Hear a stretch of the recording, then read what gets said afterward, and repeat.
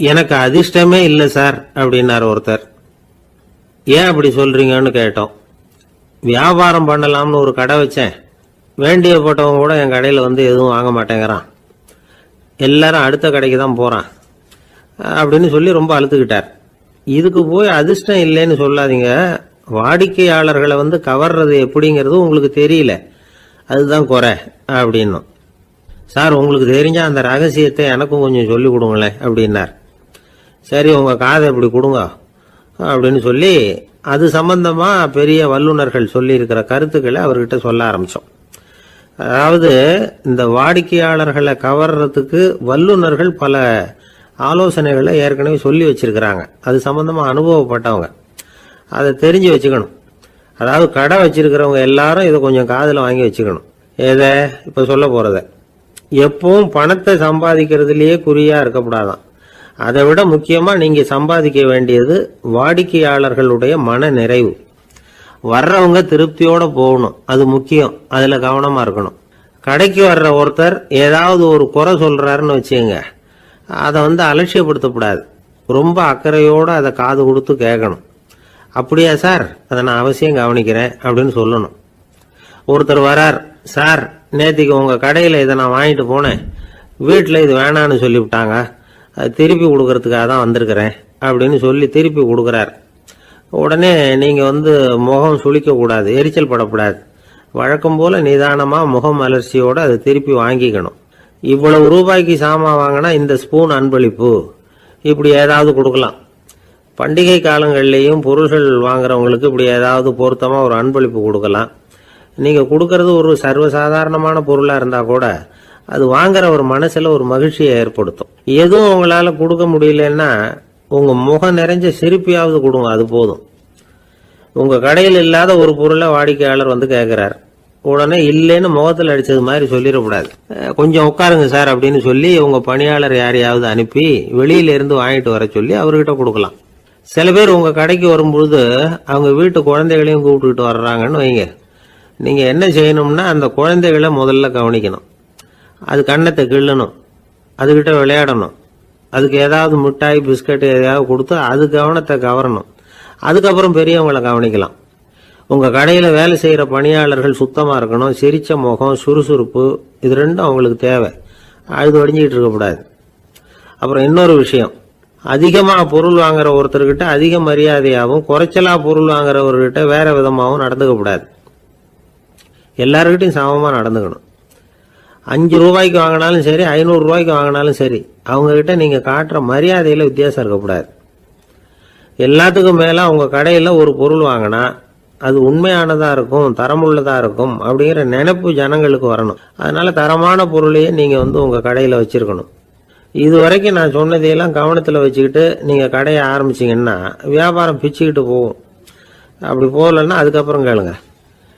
ஏன்னா இந்த யோசனைகள்லாம் அனுபவப்பட்டவங்க சொல்லியிருக்கிற யோசனைகள். இந்த யோசனைகளில் நீங்கள் எச்சரிக்கையாக இருக்க வேண்டிய ஒரு விஷயம் உண்டு. அது என்னங்கிறதையும் தெரிஞ்சு வச்சுக்கிறது நல்லது. என்னுடைய நண்பர் ஒருத்தர் வந்தார். சார், உங்கள் யோசனையை கேட்டதுனால நான் ஒரு அறை வாங்கினது தான் மிச்சம்னார். என்ன ஆச்சுன்னு கேட்டேன். எங்கள் கடைக்கு ஒரு பெரிய அம்மா குழந்தைய தூக்கிட்டு வந்தாங்க சார். உங்கள் யோசனைப்படி அந்த குழந்தையோட கண்ணத்தை கிள்ளணும்னு முயற்சி பண்ணினேன். திடீர்னு அந்த நேரம் பார்த்து அந்த குழந்தை தலையை குனிஞ்சிக்கிட்டுது. என் கை வந்து குழந்தையோட கண்ணத்துக்கு பதிலாக அதை தூக்கிட்டு வந்தவங்க கண்ணத்தை கிள்ளிவிட்டுது. அதுதான் அப்படி ஆயிட்டுது அப்படின்னார் கண்ணத்தை தடவிக்கிட்டே. ஒருத்தர் ஓடி வந்தார். இன்னொருத்தரை பார்த்து, சார் உங்கள் சைக்கிளை ஒரு நாள் இரவல் கொடுங்களேன், பக்கத்து ஊருக்கு போயிட்டு வர வேண்டியிருக்கு அப்படின்னார். இவர் சைக்கிளை கொடுத்து பத்திரமா கொண்டுட்டு போங்கன்னார். சார், இதை பத்திரமா கொண்டு போகிறேன், கவலையே வேணாம், ஏன்னா இது உங்களோட சைக்கிள் அப்படின்னு நான் நினைக்கல, என்னோட சைக்கிளாக நினைக்கிறேன் அப்படின்னார். அதுக்கப்புறம் தான் இவருக்கு உண்மையாகவே பயம் வந்துட்டுது.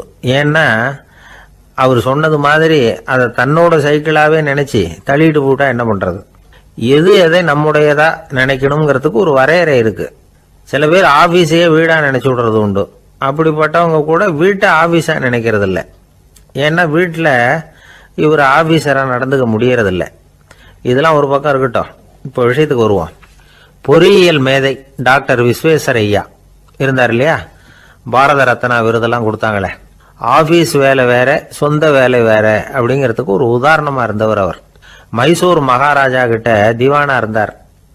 அவர் ஒரு நாள் அரசாங்க வேலை காரணமா வெளியூர் போயிருந்தார்.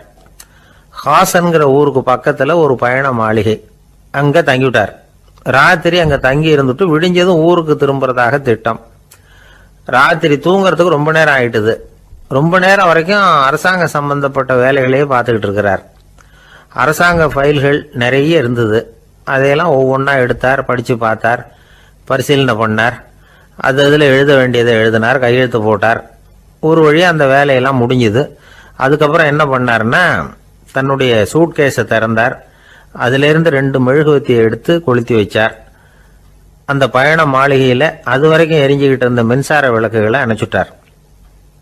அதுக்கு பிறகு அந்த மெழுகுவத்தி வெளிச்சத்தில் சில புத்தகங்களை தொடர்ந்து படிக்க ஆரம்பிச்சிட்டார். அந்த பயண மாளிகையில் பணியாளராக இருந்தவர் இதை பார்த்துட்டு ஓடி வந்தார். மறுபடியும் மின் விளக்கு போடுறதுக்காக போனார்.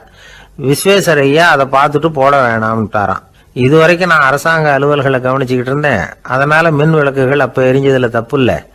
இப்போ நான் புத்தகம் படிச்சுக்கிட்டு இருக்கேன், இது என்னுடைய சொந்த வேலை. இங்கே இருக்கிற மின் விளக்கு அதுக்காக ஏன் எரியணும் அப்படின்னு கேட்டாராம். இப்போ இருக்கிற சில அரசு பணியாளர்கள் கிட்ட இந்த சம்பவத்தை பேச்சோட பேச்சா சொல்லி பார்த்தேன். அவங்களால இதை ஜீரணிக்கவே முடியல. நேர்மை தேவைதான் சார், அதுக்காக அவ்வளவு தூரத்துக்கு அது தேவையா அப்படிங்கிறாங்க. விஸ்வேஸ்வரையா அப்படி பண்ணினது தான் ஒரு நேர்மையாளர் அப்படின்னு இந்த உலகத்துக்கு நிரூபிக்கணுங்கிறதுக்காக இல்லை. தான் அப்படி நடந்து காட்டினா தன்னை சுற்றி இருக்கிறவங்களும் அதை கேள்விப்படுறவங்களும் முடிஞ்ச அளவுக்கு பொது வாழ்க்கையில் அரசு பணியில் நேர்மையை கடைபிடிக்க முயற்சி பண்ணலாமே அப்படிங்கிறதுக்காகத்தான். இப்போவும் சில பேர் இருக்கிறாங்க, இவங்க ஆஃபீஸ் வேற வீடு வேறன்னு நினைக்கிறது இல்லை, அவ்வளோ உரிமை. ஒருத்தர் அப்படிதான், அவருக்கு அவசரமா 5000 ரூபாய் தேவைப்பட்டது. ஆபீஸ் பணத்தை எடுத்துக்கிட்டார். அந்த நேரம் பார்த்து ஆடிட் வந்துட்டுது. ஆப்பிட்டுக்கிட்டார். விசாரணை நடக்குது. அவர் சொல்றார், சார் நான் நேரம் காலம் பார்க்காம ஆபீஸில் வேலை செய்வேன், ஏன்னா அதை என்னோட ஆபீஸா நினைக்கிறேன். அவசரத்துக்கு அந்த பணத்தை எடுத்தேன், மறுபடியும் வச்சுடலாம்னு தான் இருந்தேன், அதுக்குள்ள இப்படி ஆயிட்டுது. நீங்க என்ன நினைச்சாலும் சரி, நான் ஆபீஸ் வேற வீடு வேற அப்படின்னு நினைக்கிறது இல்லை, அது என்னோட சுபாவம் அப்படின்னார். விசாரணை பண்ணவர் தீர்ப்பு வழங்கினார். உங்க சுபாவத்துக்கு மதிப்பு கொடுத்து நானும் தீர்ப்பு வழங்குறேன். நீங்க கொஞ்ச நாள் ஜெயிலில் இருந்துட்டு வாங்க, அது உங்களுக்கு கஷ்டமா இருக்காதுன்னு நினைக்கிறேன். ஏன்னா அங்க போனாலும் நீங்க உங்க சுபாவப்படி வீடு வேற ஜெயில் வேறன்னு நினைக்க மாட்டீங்க அப்படின்னாராம். ஒரு காடு, அங்க புத்தர் அவர் பாட்டுக்கு நடந்து போய்கிட்டே இருக்கிறார். அவருக்கு பின்னாடி ஒரு குரங்கு, அதுவும் தொடர்ந்து வந்துகிட்டே இருக்குது. புத்தர் திரும்பி பார்த்தார். குரங்கு அப்படியே குதிச்சு உயர எழும்பி ஒரு கிளையில போய் உக்காந்துது.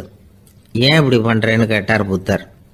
என்னை சாதாரணமாக நினைக்க வேணாம், நான் மகாமந்தி, என்னால் எல்லாம் முடியும், முடியாதுங்கிற வார்த்தையே என்னுடைய அகராதியில் கிடையாது, என்ன வேணும்னாலும் செய்வேன் அப்படின்னுது. அப்படின்னா ஒரு பந்தயம் வச்சுக்கலாமான்னாரு இவர். ஓ வச்சுக்கலாமேன்னுது. வேற ஒன்றும் இல்லை, இப்போ நீ மேலே எழும்பி அந்த கிளையில் உட்காந்தது மாதிரி அங்கேருந்து தாவி என் உள்ளங்கையில் உட்காரணும், அவ்வளவுதான் அப்படின்னார். அப்படி உட்காந்துட்டா என்ன பரிசு அப்படின்னு கேட்டது அது. சொர்க்கத்தில் இருக்கிற மாமன்னன் மரகத சக்கரவர்த்தியை என்னோட இருக்கும்படியாக கூப்பிட்டுக்கிறேன். அந்த சமயத்தில் அவருடைய அரியணை அங்கே காலியாயிடும், நீ அதில் போய் உட்காந்துக்கலாம்.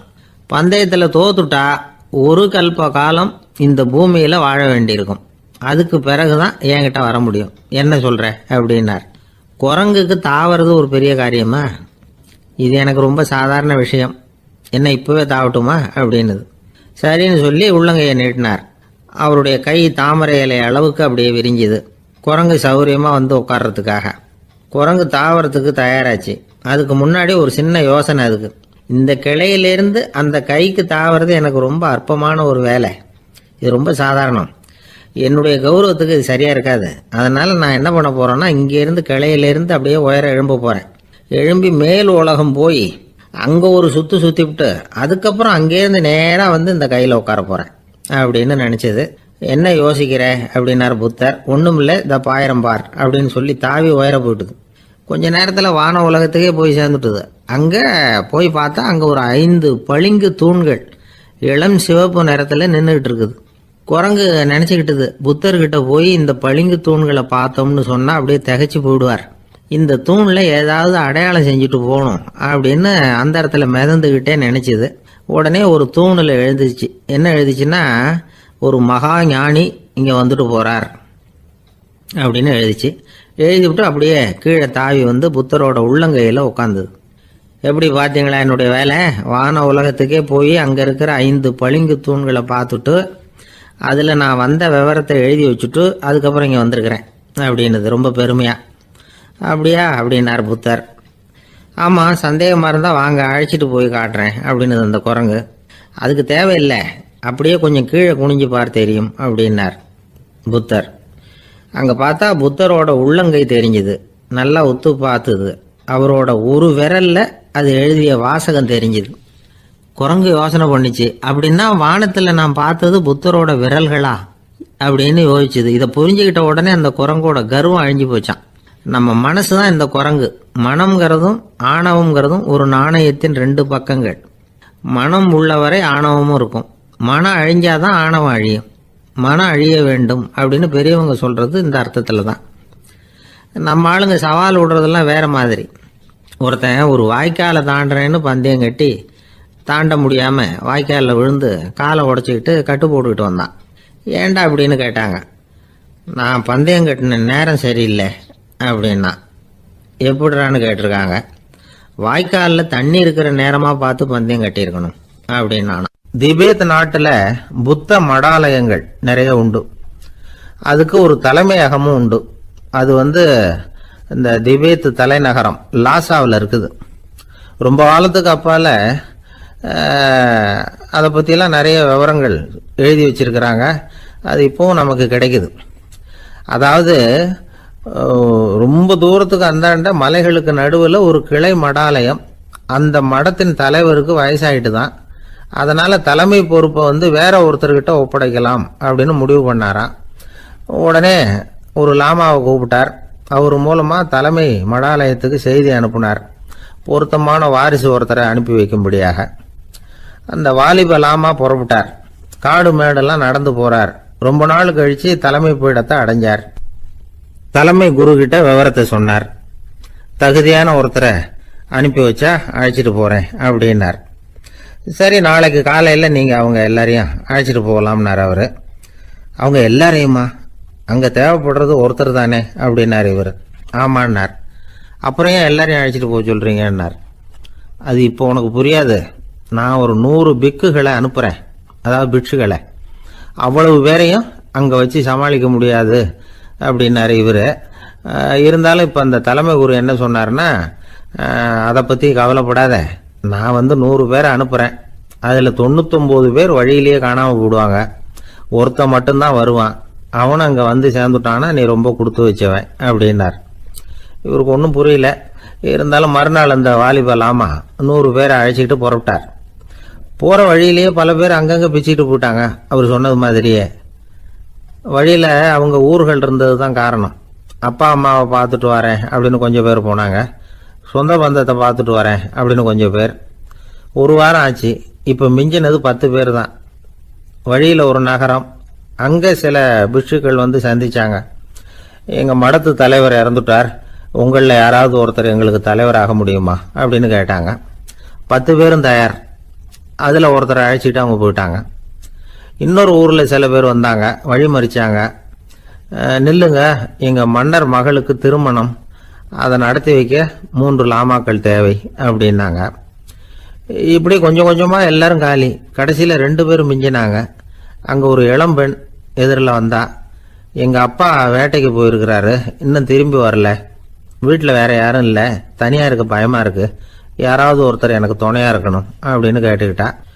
எங்கள் 2 பேரில் நீயே ஒருத்தரை தேர்ந்தெடுத்துக்கோ, இல்லைன்னா எங்களுக்குள்ள சண்டை வந்துடும் அப்படின்னாங்க. இப்போ மிஞ்சினவர் ஒருத்தர். அவருக்கும் ஒரு சோதனை வந்தது. ஒரு தர்க்கவாதி எதிரில் வந்தான். உன்னோட வாதம் பண்ணணும்னா. இவனோட வாதம் பண்ணுறேன், அது முடிய ரொம்ப காலம் ஆகலாம். தர்க்கத்தில் நான் ஜெயிச்சா அங்கே வரேன், இல்லைன்னா இவருடைய சீடனை ஆயிடுவேன் அப்படின்னார் அவர். கடைசியாக அழைக்க வந்த வாலிபலாமா மட்டும் வெறும் கையோடு திரும்பி போனார். அங்கே இருந்த வயசான மடாதிபதி கேட்டார், எத்தனை பேர் அங்கேருந்து புறப்பட்டீங்கன்னார். என்னையும் சேர்த்து 101ன்னார் அவர். நல்லது, நீயாவது திரும்பி வந்திய, அதுதான் எனக்கு போதும். ஏன்னா நீ தான் எனக்கு உண்மையான வாரிசு. அந்த 100 பேரில் யாரும் வரமாட்டாங்க அப்படின்னார் அவர். ஏன்னா அவருக்கு தெரியும் இவர் ஒருத்தர் தான் திரும்பி வருவாருங்கிறது. திபேத்தில் ஒரு பழங்கால பழமொழி உண்டாம், 100 பேர் செல்லலாம், எப்பொழுதாவது ஒருவன் அபூர்வமாக அடைய வேண்டிய இடத்தை அடைவான். இதுதான் அந்த பழமொழி. ஒரு உன்னதமான இலக்கை அடையணும்னா அது அவ்வளவு சுலபமான காரியம் இல்லை. இந்த காலத்து மடாலயம் ஒன்று, அதில் ஒரு தலைவர், அவருக்கு வயசாயிட்டுது, தனக்கு ஒரு வாரிசை நியமிக்கணும் அப்படின்னு ஆசைப்பட்டார். ரொம்ப கஷ்டப்பட்டு ஒருத்தரை பிடிச்சார், தனக்கு வாரிசா நியமிச்சுட்டு அவர் சமாதி ஆயிட்டார். புதுசாக பொறுப்பேற்றுக்கிட்டவர் அப்படியே உட்காந்துருந்தார். அவரை தேடிட்டு பத்திரிகை நிருபர்கள்லாம் வந்தாங்க, கேட்டாங்க. அவர் உங்கள் பொறுப்பில் அவர் பெரியவர் விட்டுட்டு போன இது எவ்வளவு சுமாராக தேரும், எவ்வளவு விட்டுட்டு போனார் அப்படின்னு கேட்டிருக்கிறாங்க. அது என்ன ஒரு 50 லட்சம் இருக்கும் அப்படின்னாராம். அவ்வளவும் பணமா அப்படின்னு கேட்டிருக்காங்க. இல்லைங்க, கடன் அப்படின்னாராம். ஒரு ஊரில் ஒரு ஆள் இருந்தான். அவனுக்கு ஒரே ஒரு மகள். அவளை நல்ல இடத்துல கட்டி கொடுக்கணும்னு ஆசைப்பட்டான். அதுக்காக மாப்பிள்ளை தேடிக்கிட்டு இருந்தான். அவன் கொஞ்சம் வசதியான ஆள், அதனால் நிறைய பேர் வந்தாங்க. இருந்தாலும் ஒரு நல்ல குணமுள்ள மாப்பிள்ளையாக இருக்கணும் அவன் எதிர்பார்த்தான்.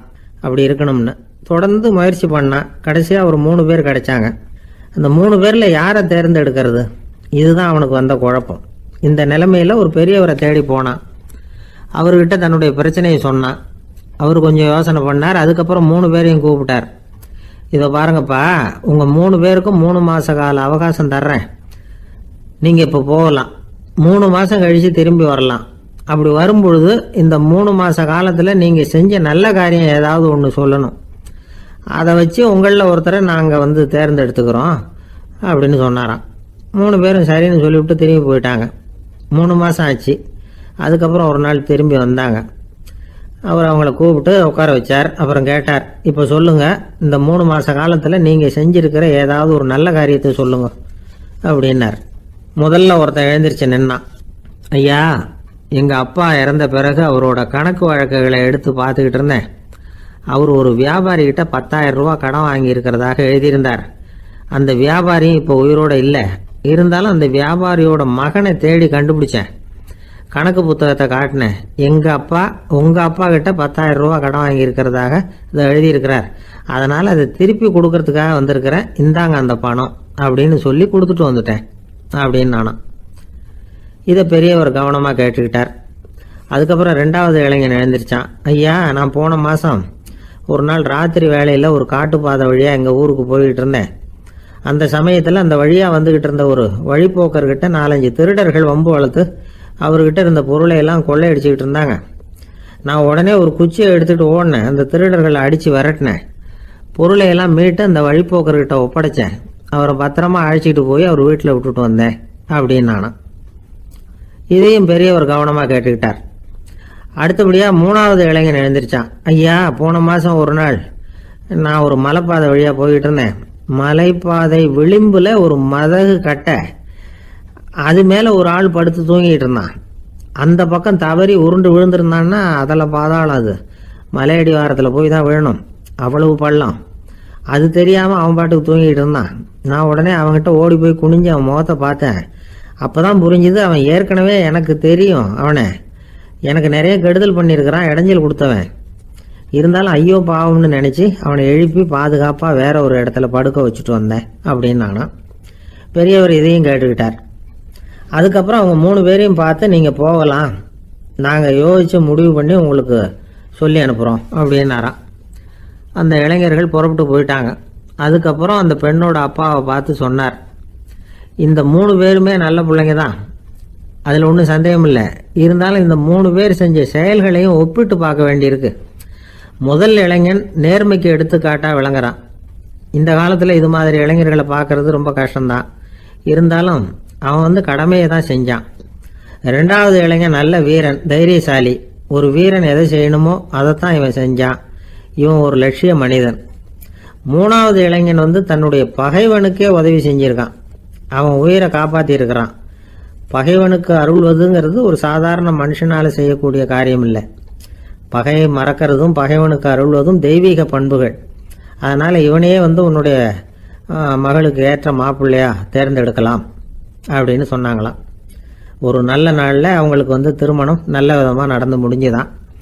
இது சுவாமி சின்மயானந்தர் சொல்லியிருக்கிற ஒரு கதை. இதிலிருந்து நாம் புரிந்து கொள்ள வேண்டிய ஒரு கருத்து, நமக்கு கெடுதல் பண்ணவங்களுக்கும் நாம் நல்லது செய்யணும். ஆனால் நடைமுறையில் அப்படி நம்மளால் செய்ய முடியறதில்ல. அதுதான் சிக்கல். நம்மால் ஒருத்தங்கிட்ட கேட்டேன், ஏண்டா உன்னுடைய பகைவன் ஒருத்தன் அது மாதிரி ஒரு மலைப்பாத மதகு கட்டையில் படுத்திருந்தா உடனே நீ என்ன நினைப்ப அப்படின்னு கேட்டோம். இது ஒரு அருமையான சந்தர்ப்பம்னு நினைப்பேன் அப்படின்னா. எதுக்குன்னு கேட்டோம். அவனை அந்த பக்கமாக உருட்டி கீழே தள்ளுறதுக்கு அப்படின்னா.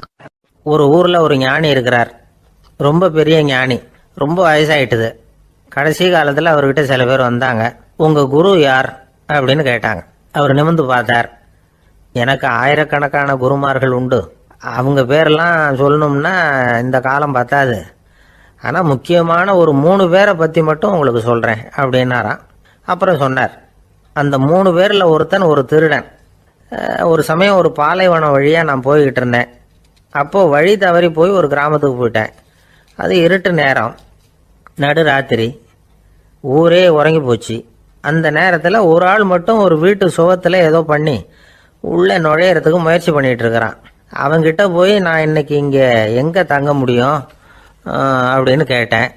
அதுக்கு அவன், இந்த ராத்திரி வேளையில் அது ரொம்ப சிரமம், ஒரு திருடனோட உங்களால் தங்க முடியும்னா நீங்கள் என்னோட தங்கலாம் அப்படின்னா. நான் அவங்க கூட 1 மாதம் தங்கியிருந்தேன். ஒவ்வொரு நாள் ராத்திரியும் இப்போ நான் என்னுடைய வேலைக்கு போகிறேன், நீங்கள் ஓய்வு எடுத்துக்கோங்க அப்படின்னு சொல்லிவிட்டு போவான்.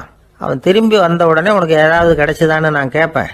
அதுக்கு அவன், இன்னைக்கு ராத்திரி ஒன்றும் இல்லை, நாளைக்கு மறுபடியும் முயற்சி பண்ணுவேன் அப்படின்பா. எப்பவும் அவன் நம்பிக்கை இழந்ததே கிடையாது, எப்பவும் சந்தோஷமாகவே இருப்பான். நானும் ரொம்ப காலமாக தியானம் பண்ணிக்கிட்டே இருந்தேன், ஒன்றுமே நடக்கலை. ஆனால் நான் என்ன பண்ணேன் தெரியுமா, மனசு வருத்தப்படும், நம்பிக்கை இழந்துருவேன். அப்போல்லாம் அந்த திருடனுடைய விடாமுயற்சி தான் ஞாபகத்துக்கு வரும். அதனால் அந்த திருடன் எனக்கு ஒரு குரு. என்னுடைய 2வது குரு யாருன்னா அது ஒரு நாய். இது எப்படின்னா, ஒரு சமயம் எனக்கு ரொம்ப தாகமாக இருந்தது. ஒரு நதியை நோக்கி போய்கிட்டு இருந்தேன். அப்போ ஒரு நாயும் வந்தது. அதுக்கும் தாகம். ஓடி வந்து ஆற்றை பார்த்தது. அதோட நிழல் ஆற்றுல தெரிஞ்சது. அதை பார்த்ததும் பயந்துட்டுது. அதாவது அது தன்னுடைய சொந்த உருவத்தையே கண்டு பயந்தது. அதை பார்த்து குறைக்குது, திரும்பி ஓடிச்சு. ஆனால் அதுக்கு தாகம் அதிகமாக இருந்ததுனால அது மறுபடியும் திரும்பி வந்தது. பார்த்தா மறுபடியும் தண்ணியில் நாயோட உருவம் தெரியுது. இப்படி சில தடவை பண்ணிச்சு. இருந்தாலும் கடைசியில் தண்ணியில் குதிச்சுட்டுது துணிஞ்சி. இப்படி குதித்த உடனே அதோட உருவமும் மறைஞ்சுட்டுது. இதை பார்த்தேன். நான் என்ன புரிஞ்சுக்கிட்டேன்னா, எவ்வளவுதான் பயம் இருந்தால் கூட ஒருத்தன் தைரியமாக காரியத்தில் இறங்கணும் அப்படிங்கிறத புரிஞ்சுக்கிட்டேன். இந்த போதனை அந்த நாய்கிட்ட இருந்து எனக்கு கிடைச்சிது. இது ஒன்று. அடுத்தது என்னுடைய 3வது குரு யாருன்னா அது ஒரு சின்ன குழந்தை. நான் ஒரு சமயம் ஒரு நகரத்துக்கு போனேன். அங்கே ஒரு குழந்தை எரிகிற மெழுகுவத்தி ஒன்று எடுத்துக்கிட்டு வந்தது. நான் அந்த குழந்தைய பார்த்து வேடிக்கையாக கேட்டேன், ஏன் பாப்பா இந்த மெழுகுவத்தியை நீயாவே கொளுத்துனியா அப்படின்னு கேட்டேன். ஆமான்னுது அந்த குழந்தை. சரி, இந்த மெழுகுவத்தி முன்னாடி எரியாமல் இருந்தது, இப்போ எரியுது. இந்த மெழுகுவத்திக்கு வெளிச்சம் எங்கேருந்து வந்தது, அதை எனக்கு காட்ட முடியுமா அப்படின்னு கேட்டேன் அந்த குழந்தைகிட்ட. இதுக்கு அந்த குழந்தை சிரிச்சுக்கிட்டு அந்த மெழுகுவத்தியை ஊதி அணைச்சுட்டுது.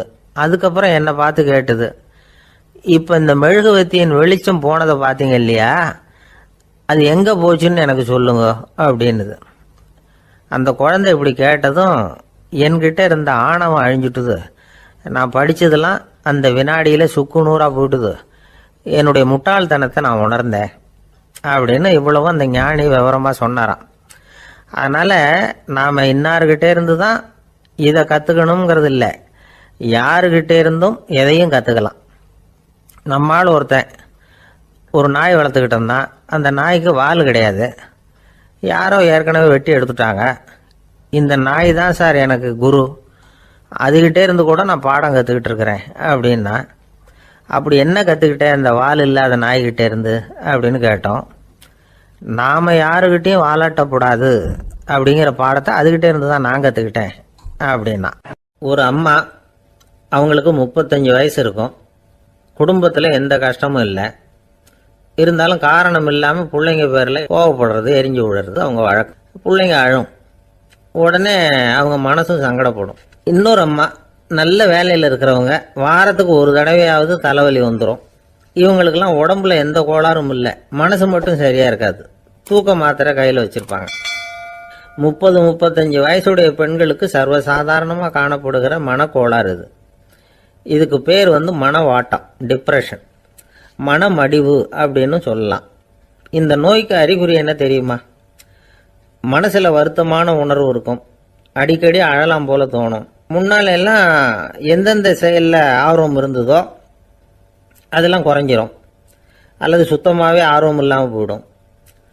சில பெண்கள் இளம் வயசில் பக்கத்தில் இருக்கிறவங்க கிட்ட கலகலப்பாக பேசுவாங்க, வீட்டை அலங்கரிக்கிறதுல ஆர்வம் இருக்கும். இப்போ அதில் எல்லாம் ஆர்வம் இல்லாமல் போயிடும். எந்த வேலை செஞ்சாலும் சீக்கிரம் களைப்பு அடைஞ்சுடுறது மாதிரி ஆகிடும். நமக்கு யாருமே உதவியாக இல்லை, நம்ம எல்லாரும் கை விட்டுட்டாங்க போல இருக்குதே அப்படிங்கிற உணர்வுலாம் உண்டாகும். தன்னைத்தானே குறை சொல்லிக்குவாங்க, நாம் தப்பு பண்ணிவிட்டோம் போல இருக்குதே அப்படின்னு தோணும். குற்றம் பண்ணிட்டதா நினச்சி கஷ்டப்படுவாங்க. பசி இருக்காது, தூக்கத்தில் தொந்தரவு இருக்கும், அடிக்கடி செத்து போடலாங்கிற உணர்வு வரும், தற்கொலை பண்ணிக்கலாங்கிற எண்ணம் உண்டாகும். சில பேர் தற்கொலை முயற்சியில் கூட ஈடுபடுவாங்க. சில பேருக்கு பலவிதமான உடல் வலிகள் இருக்கும், பலவீனம் இருக்கும், சீக்கிரமாக களைப்படைஞ்சு போடுவாங்க. இதெல்லாம் மனவாட்ட நோய்க்கான தன்மைகள். இந்த மனவாட்டம், அதாவது டிப்ரெஷனை 2 வகையாக பிரிக்கலாமா. ஒன்று தானாக உண்டாக்கிக்கிறது, இன்னொன்று எதிர் விளைவை உண்டு பண்ணுகிற அல்லது நரம்பு சம்பந்தப்பட்ட டிப்ரெஷன். தானாக உண்டாக்கிக்கிற மனவாட்ட நோய் இருக்கு பாருங்க, அதுக்கு ஏதாவது சூழ்நிலை காரணமாக இருக்கலாம் அல்லது இல்லாமலும் போகலாம். மூளையில் டொப்பாமைன் அல்லது செரட்டோனின் இதோட அளவு குறையும் பொழுது இந்த டிப்ரெஷன் உண்டாகுது. இதுக்கு ஓரளவு பிறவி காரணங்கள் கூட இருக்கலாம், குடும்பத்தில் வேற சிலருக்கும் வரலாம். பாதிக்கப்பட்ட பெண்ணை பார்க்கறதுக்கு பலவீனமாக தெரியும், கடுமையான குற்ற உணர்வு இருக்கும், தனியாக இருக்கிறதுக்கு ஆசைப்படுவாங்க, நடு ராத்திரியில் எழுந்திரிச்சு உட்காந்து கஷ்டப்பட்டுக்கிட்டு இருப்பாங்க, கொடூரமான முறையில் தற்கொலை பண்ணிக்க முயற்சி பண்ணுவாங்க, தீ வச்சுக்கிறது, அமிலத்தை குடிக்கிறது, தூக்கில் தொங்குறது. இப்படி தானாக வரவழைச்சிக்கிற மனவாட்ட நோய் மறையக்கூடிய நோய். ஒரு தடவை வந்தால் 3லேருந்து 6 மாதம் வரைக்கும் நீடிக்கும். இடைப்பட்ட காலங்களில் நோயாளி இயல்பாக இருப்பார்.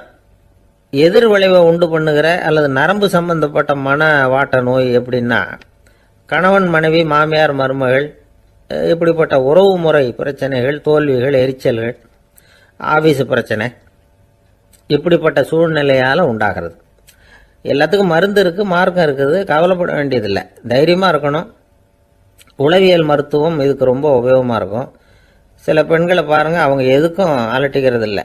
ஒரு அம்மா அப்படிதான் தன்னுடைய கணவனை அழைச்சிக்கிட்டு ஒரு மனநோய் மருத்துவர்கிட்ட வந்தாங்க. டாக்டர், எங்கள் வீட்டுக்காரர் திடீர்னு ஒரு மாதிரி ஆயிட்டார், வித்தியாசமாக நடந்துகிறார். எப்படின்னா, இவர் தன்னையே ஒரு ஒட்டடை பூச்சியாக நினச்சிக்கிட்டு இருக்கிறார். அப்படி நினச்சிக்கிட்டு தன்னுடைய தலையாலேயே வீட்டில் உள்ள ஒட்டடையெல்லாம் தொடச்சிக்கிட்டு இருக்கிறார் அப்படின்னாங்க. எவ்வளவு நாளாக அப்படி இருக்குதுன்னு கேட்டார் டாக்டர். 1 வாரமாக அப்படி இருக்குது அப்படின்னாங்க அந்த அம்மா. அப்படின்னா முன்னாடியே ஏன் அழைச்சிட்டு வரல அப்படின்னு கேட்டார் டாக்டர். வீடு பூரா சுத்தமாகட்டுமேனு பார்த்துக்கிட்டு இருந்தேன் டாக்டர் அப்படின்னாங்களாம் அந்த அம்மா. ஒரு நண்பர் யாருக்கோ ஃபோன் பண்ணிட்டு இருந்தார். அவர் பேசி முடிச்சதும் நான் அவரை பார்த்து, இப்போ ஃபோன் பண்ணீங்களே, அந்த ஃபோன் நம்பர் என்ன அப்படின்னு கேட்டேன். அவர் தலையை சொரிஞ்சுக்கிட்டார், ஞாபகம் வரலன்னார். சரி சார், அதை விடுங்க, உங்க மனைவி பேர் என்ன அப்படின்னு கேட்டேன். மாலதின்னார். என்ன சார் இது வேடிக்கை, கொஞ்ச நேரத்துக்கு முன்னாடி பேசின ஃபோன் நம்பர் மறந்து போச்சு, எப்போவோ கல்யாணம் பண்ணிக்கிட்ட மனைவி பேர் மறக்கல, அதை கரெக்டாக சொல்லிவிட்டீங்களே அப்படின்னு கேட்டேன். அவர் என்ன ஒரு மாதிரியாக பார்த்தார்.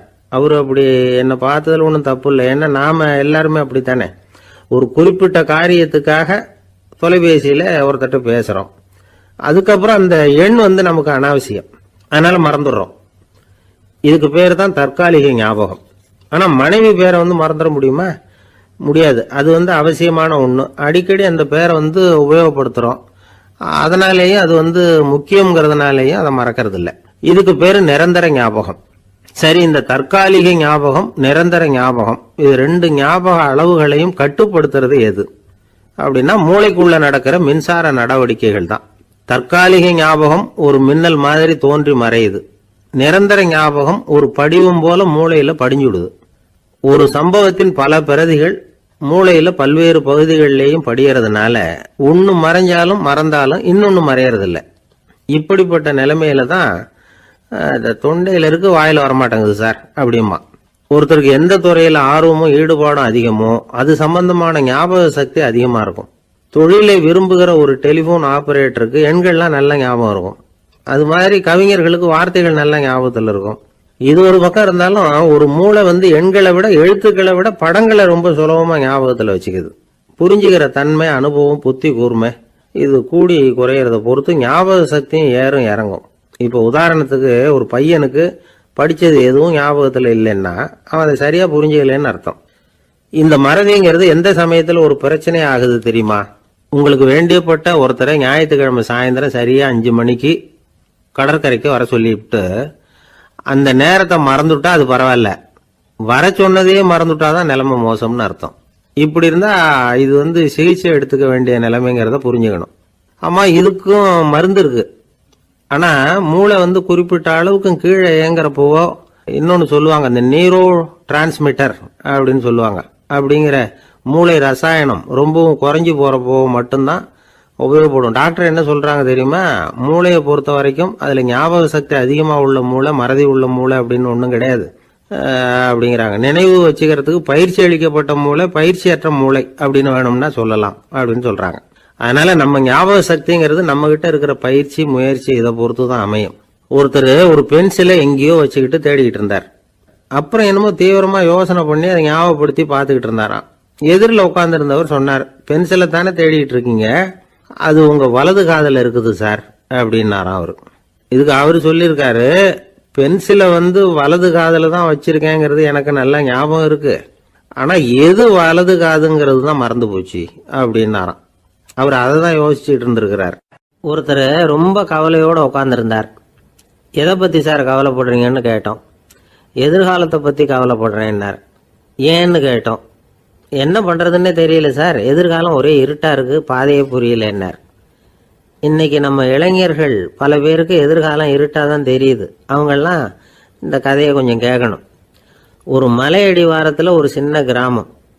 அந்த மலை ரொம்ப உயரமானது. அடர்த்தியா செடி கொடிகள் மரங்கள் அதில் மண்டி கிடக்குது. பகல் வேளையில் இருட்டாக தான் இருக்கும், அவ்வளவு அடர்த்தி. அந்த மலை உச்சியில் ஒரு கோவில். முத நாள் ராத்திரியே புறப்பட்டாதான் காலையில் அந்த கோயிலுக்கு போய் சேர முடியும். கிராமத்து இளைஞன் ஒருத்தன் அந்த மலை உச்சிக்கு போக வேண்டியிருந்தது. கையில் ஒரு விளக்கை எடுத்துக்கிட்டு முத நாள் ராத்திரியே புறப்பட்டான். புறப்பட்டு போனவன் கிராமத்து எல்லையிலேயே நின்றுட்டான். ஏன் தெரியுமா? அவன் கையில் இருந்த விளக்கோட வெளிச்சம் 10 அடி தூரத்துக்கு தான் தெரியுது. அது வரைக்கும் தான் பாதை தெளிவாக இருக்குது. அதுக்கு அப்பால எல்லாம் ஒரே இருட்டாக இருக்குது, பாதை புரியல. இவன் யோசனை பண்ணி பார்த்தான். மனசுக்குள்ள ஒரு சந்தேகம். 10 அடி தூரம் தானே வெளிச்சம் தெரியுது, அப்படின்னா நாம் 10 அடி தூரம் தானே போக முடியும். அதுக்கு அந்தாண்ட ஒரே இருட்டாக இருக்குதே, அதில் எப்படி நாம் நடந்து போகிறது? நாம் ரொம்ப தூரம் நடந்து போய் ஆகணுமே. அப்படிப்பட்ட நினப்பெல்லாம் அவனுக்கு வந்துட்டுது. இதுதான் அவன் மனசில் ஏற்பட்ட தயக்கம். இப்படி யோசிச்சுக்கிட்டே அந்த இளம் ஆசாமி புறப்பட்ட இடத்துலயே நின்றுகிட்டு இருக்கிறான். அந்த சமயத்தில் ஒரு வயசான பெரியவர் அந்த பக்கமாக வந்தார். அவர் கையில் இதை விட சின்னதாக ஒரு விளக்கு வச்சிருந்தார். அது எப்படின்னா அது ஒரு 5 அடி தூரத்துக்கு தான் வெளிச்சம் காட்டுது. அவ்வளவு சின்ன விளக்கு. அவரும் மலை உச்சிக்கு போகிறதுக்காக தான் வந்துகிட்டு இருக்கிறார். அவரை பார்த்து இவன் கேட்டான், என்ன பெரியவரே, இவ்வளவு சின்ன விளக்க வச்சுக்கிட்டு அவ்வளவு தூரத்துக்கு எப்படி மலையேற போறீங்க அப்படின்னு கேட்டான். நீ ஏன் இப்படி தயங்கிட்டே நிக்கிறேன்னு கேட்டார் பெரியவர். என்கிட்ட இருக்கிற விளக்கு 10 அடி தூரத்துக்கு தான் பாதையை காட்டுதுன்னா. இப்ப பெரியவர் சொன்னார், தம்பி, உன் கையில் இருக்கிற விளக்கு கொடுக்குற வெளிச்சத்தை வச்சு நீ முதல்ல 10 அடி தூரம் முன்னாடி போ. 10வது அடியில் போய் நின்றுக்கிட்டு பாரு, மறுபடியும் ஒரு 10 அடி தூரத்துக்கு பாதை தெரியும். இப்படி உன் கையில் இருக்கிற விளக்கு தொடர்ந்து வெளிச்சம் காட்டிக்கிட்டே இருக்கும். நீ முன்னேற முன்னேற அந்த வெளிச்சமும் முன்னேறும். அதனால எத்தனை கிலோமீட்டர் தூரம் வேணும்னாலும் நீ இந்த 10 அடி தூரம் வெளிச்சத்தை வச்சுக்கிட்டே நீ போயிடலாம், புறப்படு அப்படின்னார். இப்போதான் அந்த பெரியவர் சொன்னது இளைஞனுக்கு பளிச்சுன்னு புரிஞ்சுதான். உடனே உற்சாகமா புறப்பட்டான், உச்சிக்கு போய் சேர்ந்தான். இந்த கதையிலிருந்து நாம புரிஞ்சுக்க வேண்டியது என்ன தெரியுமா? நீண்ட கால திட்டம் ஒன்று போடும் பொழுது நமக்கு முன்னாடி இருக்கிறத மறந்துட்டு மனசை போட்டு குழப்பிக்க கூடாது. உங்க கையில என்ன இருக்கோ அதுலேயே உங்க எதிர்காலம் மறைஞ்சி இருக்குது. கண் முன்னாடி தெரியறத வச்சு ஆரம்பிங்க, போக போக வழி தானா புலப்படும் அப்படிங்கிறார் ஒரு பெரியவர். பெரிய பயணங்களை எல்லாம் இப்படிதான் நடத்த வேண்டியிருக்கும். ஒவ்வொரு அடியா எடுத்து வச்சா ஓடி போய் சேர்ந்து விடலாம். மலைச்சு போய் நின்றுட்டா நின்றுகிட்டே இருக்க வேண்டியதுதான். நம்ம ஆள்லாம் ரொம்ப மோசமா இருக்கிறாங்க. ஒருத்தன் அப்படித்தான் நீண்ட தூர பிரயாணம் ஒன்று புறப்பட்டான்.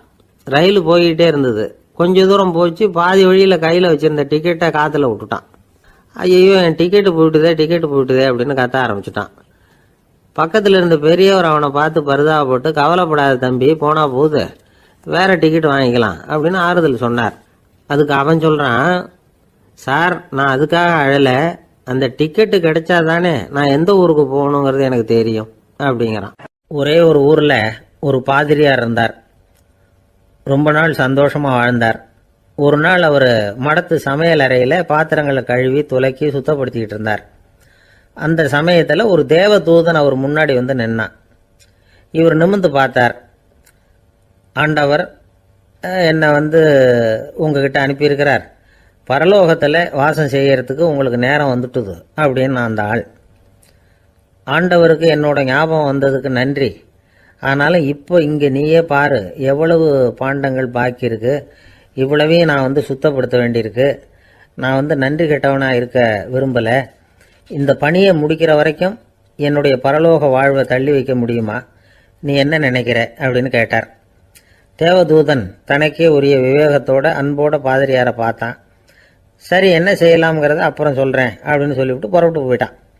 ஒரு நாள் அந்த பாதிரியார் தோட்டத்தில் உள்ள களைகளை எல்லாம் ஒரு களை கொத்தியால கொத்தி களை எடுத்துக்கிட்டு இருக்கிறார். அந்த சமயத்துல இந்த தேவதூதன் மறுபடியும் அவர் முன்னாடி நிக்கிறான். பாதிரியார் பார்த்தார்.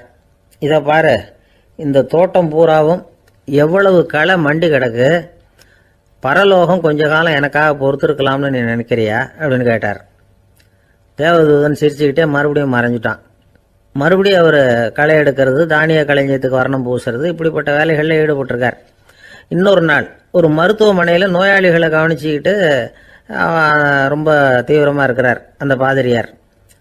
ஒரு நோயாளியோட தாகத்துக்கு தண்ணீர் கொடுத்துட்டு நிமிர்ந்து பார்க்குறப்போ தேவதூதன் மறுபடியும் அவர் முன்னாடி நிற்கிறான். இந்த தடவை பாதிரியார் தன்னலமற்றவராக பேரன்பை காட்டக்கூடிய வகையில் தன்னுடைய 2 கைகளையும் உயர்த்தியபடி தேவதூதனின் கவனத்தை பிணியால் வாடக்கூடிய நோயாளிகளின் பக்கம் திருப்பினாராம். தேவதூதன் ஒன்றும் சொல்லலை, மறைஞ்சிட்டான். அன்னைக்கு சாயந்தரம் பாதிரியார் மடத்தில் உள்ள தன்னுடைய அறைக்கு போய் இளைப்பாறினார். யோசிச்சு பார்த்தார். தேவதூதனையும் தேவதூதனின் விருப்பத்தையும் பல நாள் தள்ளி போட்டு வந்ததையும் அவர் ரொம்ப நினைச்சு பார்த்தார். திடீர்னு தான் முதுமை அடைகிறதையும் சோர்வு அடைகிறதையும் உணர்ந்தார். ஆண்டவரை நினைச்சார். ஆண்டவரே, உம்முடைய தூதனை மறுபடியும் என்கிட்ட அனுப்புனா நான் சந்திக்கிறதுக்கு ஆவலாக இருக்கேன் அப்படின்னு சொல்கிறப்பவே தேவதூதன் பக்கத்தில் நின்னான். பாதிரியார் நிமிர்ந்து பார்த்தார். நீ இப்போவே என்னை அழைச்சிக்கிட்டு போக விரும்பினா நான் பரலோகத்துக்கு வர்றதுக்கு தயாராக இருக்கேன்னார். தேவதூதன் அந்த பாதிரியாரை அன்போடவும் விவேகத்தோடவும் பார்த்து, நீங்கள் என் கூட பரலோகத்துக்கு வர்ற தயாராக இருக்கிறதா சொல்கிறீங்க, ஆனால் நீங்கள் இது வரைக்கும் வேற எங்கே இருந்ததா நினைக்கிறீங்க அப்படின்னு நானும். அப்படின்னா இது வரைக்கும் இருந்த இடம் தான் பரலோகம் அப்படிங்கிறத உணர்த்தி இருக்கிறான். பரலோகம்னா என்னன்னு புரிஞ்சுக்கிறதுக்கு இந்த சம்பவம் நமக்கு உதவியாக இருக்குது. தொண்டு செய்கிறத விட பெரிய செயல் வேற எதுவும் இருக்க முடியாது. அது நம்ம மனசுக்கு கொடுக்குற சுகத்தை வேற எதுவும் கொடுக்க முடியாது. நாம் தொண்டு செய்கிற இடம் தான் அந்த புண்ணிய இடம். ஆனால் இந்த காலத்துல எல்லாம் நாம் தொண்டு செய்யணும்னு நினச்சி ஏதாவது ஆரம்பித்தா கூட அதை ஒரு மாதிரியாக சுற்றி நின்று வேடிக்கை பார்க்க ஆரம்பிச்சிடுறாங்க. ஒரு பெரியவர் அப்படித்தான் ஒரு தொண்டு செஞ்சுக்கிட்டு இருந்தார். ஒரு கோவில் கட்டிக்கிட்டு இருந்தாங்க. அதில் ஒரு இடத்துல ஒரு பலகையை வச்சு ஆணி அடிக்கிற வேலையை செஞ்சுக்கிட்டு இருந்தார் அந்த பெரியவர். ஒரு சின்ன பையன் அதை ரொம்ப ஊக்கமாக அக்கறையாக கவனிச்சுக்கிட்டு இருந்தான். பெரியவர் இதை கவனிச்சார். என்னப்பா பார்க்குற, உனக்கும் இது மாதிரி தொண்டு செய்யணும்னு ஆசையாக இருக்கா அப்படின்னு கேட்டார். அதுக்கு அந்த பையன் சொல்கிறான், அப்படி இல்லைங்க, நீங்கள் ஆணி அடிக்கிறப்போ கையில் சுத்தியால் அடிச்சுக்கிட்டா எப்படி துடிப்பீங்க, எப்படி கத்துவீங்கன்னு தெரிஞ்சுக்கிறதுக்காக அதை பார்க்கணும்னு ஆசை, அதுக்காக தான் காத்துக்கிட்டு இருக்கேன் அப்படின்னு நான். சில பேர் ஆளை பார்த்தா 60 வயசு மாதிரி தோணும். உண்மையான வயசு என்னன்னு பார்த்தா 40 அல்லது 45பாங்க. சில பேரை பார்க்கறதுக்கு 45 மாதிரி தெரியும், உண்மையிலேயே 65 தாண்டி இருப்பாங்க. ஒரு மனிதனுக்கு 2 வகையான வயது உண்டுங்கிறார் ஓஷோ. அதாவது உடம்புக்குன்னு ஒரு வயசு, மனசுக்குன்னு ஒரு வயசு. முதல் உலக மகாயுத்தம் நடந்தது இல்லையா, அது முடிஞ்சதுக்கு அப்புறம் முதல் தடவையா மனிதனின் மூளை வளர்ச்சியை பத்தி மனநல வைத்தியர்கள் ஒரு கணக்கெடுப்பு சோதனை நடத்தினாங்களாம். அது வரைக்கும் மனிதனுக்கு 2 வகையான வயது உண்டுன்னு யாரும் சிந்திச்சதே இல்லையா. அந்த உலக மகா யுத்தம் முடிஞ்சதுக்கு அப்புறம் மனிதனுடைய சராசரி மனதின் வயதை கணக்கிட்டு பார்க்கும் பொழுது அவங்களுக்குலாம் ரொம்ப அதிர்ச்சியாக இருந்துதான். ஏன்னா அது ரொம்ப பின்தங்கிய நிலையில் இருந்திருக்கு, வளர்ச்சி அடையாத நிலையில் இருந்திருக்கு. அவங்க கண்டுபிடிச்ச பிரகாரம் அப்போ மனசோட சராசரி வயசு என்ன தெரியுமா? 14. அப்படின்னா பார்த்துங்க, உடல் ரீதியாக ஒருத்தரோட வயசு 70 கூட இருக்கலாம், ஆனால் மனசோட வயசு 14 தான். இதுக்கு நேர்மாறாக அமைஞ்சு போச்சுன்னு வச்சுங்க. அதாவது ஒருத்தருக்கு உண்மையிலேயே 14 வயசு, அதாவது உடலோட வயசு 14, அவரோட மனசின் வயசு 70ன்னு வச்சுக்கோங்க. இப்படி அமைஞ்சுட்டுதுன்னா அவர் சீக்கிரம் ஞானத்தன்மை அடைஞ்சிருவார் அப்படின்னு அர்த்தம். இப்போ நமக்கெல்லாம் உடம்போட வயசு மனசோட வயசு ரெண்டும் ஒன்றா இருந்துட்டா அதுவே போதும், அதுவே பெரிய விஷயம். இப்போ எமர்சன் கிட்ட போய் ஒருத்தர் கேட்டாராம், உங்கள் வயசு என்ன அப்படின்னு. அவர் உடனே பதில் சொல்லியிருக்கார், 360 வருஷம் அப்படின்னாராம். கேட்டவர் குழம்பி போயிட்டார். அவர் என்ன சொல்கிறாரு, 360 வயசா? என்ன நம்ம காதில் தான் சரியாக விழலையா? எமர்சன் எப்பவும் உண்மையை பேசுகிற ஒரு சிறந்த அறிவாளி, அவர் இப்படிலாம் பொய் சொல்ல மாட்டாரே அப்படின்னு ஒரு யோசனை பண்ணிக்கிட்டே இவர் மறுபடியும் அவர் கிட்ட போனாராம். ஐயா, நீங்கள் சொன்னது சரியாக என் காதில் விழலை, அதனால் மறுபடியும் கேட்குறேன், உங்கள் வயசு என்ன அப்படின்னாராம். எமர்சன் மறுபடியும் சொல்லியிருக்கிறார், 360 வருஷம்னு. வந்தவருக்கு உண்மையிலேயே அதிர்ச்சியாக போட்டுது. அதுக்கப்புறம் மெதுவாக ஆரம்பிச்சாராம், ஐயா நீங்கள் சொல்கிறத என்னால் ஏற்றுக்க முடியாது. எப்படி பார்த்தாலும் இப்போ உங்களுக்கு வயசு ஒரு 60க்கு மேலே இருக்காதுன்னு நினைக்கிறேன் அப்படின்னாராம். நீங்கள் சொல்கிறது சரிதான், அது என் உடம்போட வயசுன்னாராம் எமர்சன். அப்படின்னா ஏற்கனவே நீங்கள் சொன்னது அப்படின்னு கேட்டிருக்காரு, அது என் மனசோட வயசு அப்படின்னாராம். நம்மளை பொறுத்த வரைக்கும் அறிவு தூசு படிஞ்சிருக்கு, அது மாதிரியே அன்பும் மாசுபட்டிருக்கு. இது ரெண்டையும் சுத்தம் பண்ண வேண்டியிருக்குது. அப்போ தான் நாம் சரியான வயசில் வாழ முடியும். ஒரு ஆசாமி இருக்கிறார், அவருக்கு உடம்போட வயசு அதிகம், மனசோட வயசு ரொம்ப குறைச்சல், குழந்தை மாதிரி. அவர் ஒரு ஆஸ்பத்திரியில் படுத்திருக்கிறார். நர்சம்மா எல்லாருக்கும் மருந்து கொடுத்துட்டு போகிறாங்க. கொஞ்ச நேரம் கழித்து திரும்பி வந்தாங்க. அப்போ இவர் அந்த அம்மாவை கூப்பிட்டு சொல்கிறார், இதை பாருங்கள் சிஸ்டர், நீங்கள் எல்லாருக்கும் சின்ன சின்ன மாத்திரையாக கொடுத்துட்டு எனக்கு மட்டும் நீளமான மாத்திரையாக கொடுத்துட்டீங்க. முழுங்கிறதுக்கு ரொம்ப கஷ்டமாக போச்சு. இனிமேல் எனக்கும் சின்ன மாத்திரையாக கொடுங்க சிஸ்டர் அப்படின்னாராம். அந்த அம்மா உடனே அதிர்ச்சி ஆகி தலையில் அடிச்சுக்கிட்டாங்களாம். நான் கஷ்டப்பட்டு மாத்திரையை முழுங்கினத்துக்கு நீங்கள் ஏமா தலையில் தட்டிக்கிறீங்க அப்படின்னு கேட்டிருக்காரு இவர். இதுக்கு அவங்க சொல்லியிருக்கிறாங்க, நான் உங்களுக்கு கொடுத்துட்டு போனது மாத்திரை இல்லைங்க, அது தெர்மாமீட்டர் அப்படின்னாங்களாம். ஒரு காலத்தில் பிரஷ்யா அப்படின்னு ஒரு தேசம் இருந்தது. இப்போ ஜெர்மனி இருக்குல்ல, இதோட பெரும்பகுதி ஒரு காலத்தில் பிரஷ்யாங்கிற பேரில் இருந்தது. அப்போ அதுக்கு அரசராக இருந்தவர் மகா ஃப்ரெடரிக், அதாவது ஃப்ரெடரிக் தி கிரேட் அப்படின்னு சொல்லுவாங்க. அந்த ராஜாவுக்கு ஒரு சந்தேகம், நாம் பல வகையான வரிகளை விதித்து வசூல் பண்ணுறோம், அப்படி பண்ணி வருமானம் குறைஞ்சிக்கிட்டே போகுதே, இதுக்கு என்ன காரணமாக இருக்கும்? இதுதான் அவருக்கு ஏற்பட்ட சந்தேகம். ஒரு சமயம் அந்த அரசர் தம்முடைய அமைச்சர்களையும் பிரபுக்களையும் தளபதிகளையும் கூப்பிட்டு ஒரு விருந்து வச்சார். விருந்து முடிஞ்சதும் அவங்கள பார்த்து இந்த சந்தேகத்தை கேட்டார். வரிகள் அதிகமாக விதித்து வருமானம் குறையறதுக்கு என்ன காரணம் அப்படின்னு கேட்டார். பல பேருக்கு இதுக்கு சரியாக பதில் சொல்ல தெரியல. அனுபவசாலியான ஒரு தளபதி எழுந்திருச்சார். அரசே, அது எப்படிங்கிறத இப்போ உங்களுக்கு காட்டுறேன்னார். உடனே ஒரு பெரிய பனிக்கட்டி ஒன்றை தன்னுடைய கையில் எடுத்தார். அதை அப்படியும் எப்படியும் திருப்பி பார்த்தார். அப்புறம் அடுத்தவர்கிட்ட கொடுத்தார். அவர் அதை அப்படியும் இப்படியும் திருப்பி பார்த்துட்டு அடுத்தபடியாக இருந்தவர்கிட்ட கொடுத்தார். இப்படியே இதை ஒவ்வொருத்தராக பார்த்துட்டு ஒவ்வொரு கையாக மாறி கடைசியில் மன்னர் கைக்கு போய் சேர்ந்தது. மன்னர் கைக்கு அந்த பனிக்கட்டி போய் சேர்ந்தப்போ அது கொஞ்சம் கொஞ்சமாக உருகி ஒரு பட்டாணி கடலை சைஸுக்கு ஆகிட்டுது. மன்னர் யோசனை பண்ணார், வரி அதிகமாக போட்டாலும் சேர்றது குறைவாக இருக்கிறதுக்கு என்ன காரணம் அப்படிங்கிறது அவருக்கு புரிஞ்சு போச்சு. காலம்தான் மாறிட்டு இருக்கே தவிர இந்த கையூட்டு வாங்குகிற பழக்கம் மாறினதாக தெரியல. இன்னொரு ராஜா இருந்தார். அவர் தன்னுடைய ராஜாங்கத்தில் லஞ்ச ஊழலே சுத்தமாக இருக்கக்கூடாது அப்படின்னு நினச்சார். அவர்கிட்ட பல்வேறு துறைகளுக்கும் பொறுப்பாக இருந்த பல பேரும் ரொம்ப சுத்தமாகவும் நேர்மையாகவும் இருந்தாங்க. ஒரே ஒருத்தர் மட்டும் எல்லார்கிட்டையும் லஞ்சம் வாங்கிட்டே இருந்தார். அவரை வேறு வேறு துறைகளுக்கு மாற்றி பார்த்தாரு. அந்த ராஜா என்னென்னமோ பண்ணி பார்க்குறாரு. எந்த வேலையை கொடுத்தாலும் அதுலேயும் லஞ்சம் வாங்கிறதுக்கு ஒரு வழியை உண்டு பண்ணிக்குவார் அந்த ஆள். ராஜாவுக்கு இது ஒரு பெரிய தலைவலியாக போட்டுது. இவர் என்ன பண்ணுறது, இவருக்கு என்ன வேலையை கொடுக்கறது, கொஞ்சம் கூட லஞ்சம் வாங்கிறதுக்கு சான்ஸே இல்லாத ஒரு வேலையை கொடுக்கணும் அப்படின்னு திட்டம் போட்டார். ஒரு நாள் அவருக்கு அந்த உத்தரவும் போட்டுட்டார். அதாவது அவருக்கு என்ன வேலைன்னா கடற்கரையில் தான் அவருக்கு ஆஃபீஸ். அங்கேயே இருந்துக்க வேண்டியது. தினமும் எத்தனை கடல் அலை கரையில் வந்து மோதுது அப்படிங்கிறத கணக்கெடுத்து ராஜாவுக்கு தெரிவிக்க வேண்டியது. இதுதான் அவருக்கு வேலை. பேசாமல் அலையை எண்ணிட்டு உட்காந்துருக்கட்டும், அப்போவாவது அவர் லஞ்சம் வாங்குகிற சந்தர்ப்பம் இல்லாமல் போயிடும் அவருக்கு அப்படின்னு நினச்சார் ராஜா. இந்த ஆள் கடற்கரைக்கு போய் டியூட்டியில் ஜாயின் பண்ணிக்கிட்டார். ஒரே மாதத்தில் அங்கே சொந்தமாக ஒரு பிரம்மாண்டமான மாளிகை கட்டிவிட்டார். ராஜாவுக்கு இது பெரிய ஆச்சரியமாக போச்சு. அலையை என்ற வேலையில் அந்த ஆள் எப்படி பணம் சம்பாதிச்சார் அப்படின்னு விசாரித்து பார்த்தார் அக்கம் பக்கத்தில். அந்த ஆள் என்ன பண்ணியிருக்கிறாருன்னா, கடற்கரையில் போய் பொறுப்பை ஏற்றுக்கிட்ட உடனே அங்கே இருந்த மீனவர்கள்கிட்ட எல்லாம் இந்த கரையில் வந்து ஒரு நாளில் வந்து மோதுகிற அலைகள் எத்தனை அப்படின்னு கேட்டிருக்காரு. அது எப்படிங்க தெரியும்னு இருக்காங்க அவங்க. தினமும் அந்த எண்ணிக்கை தெரியணும். நம்ம ராஜாவுக்கு தினமும் அறிக்கை அனுப்பணும், டெய்லி ரிப்போர்ட்டு.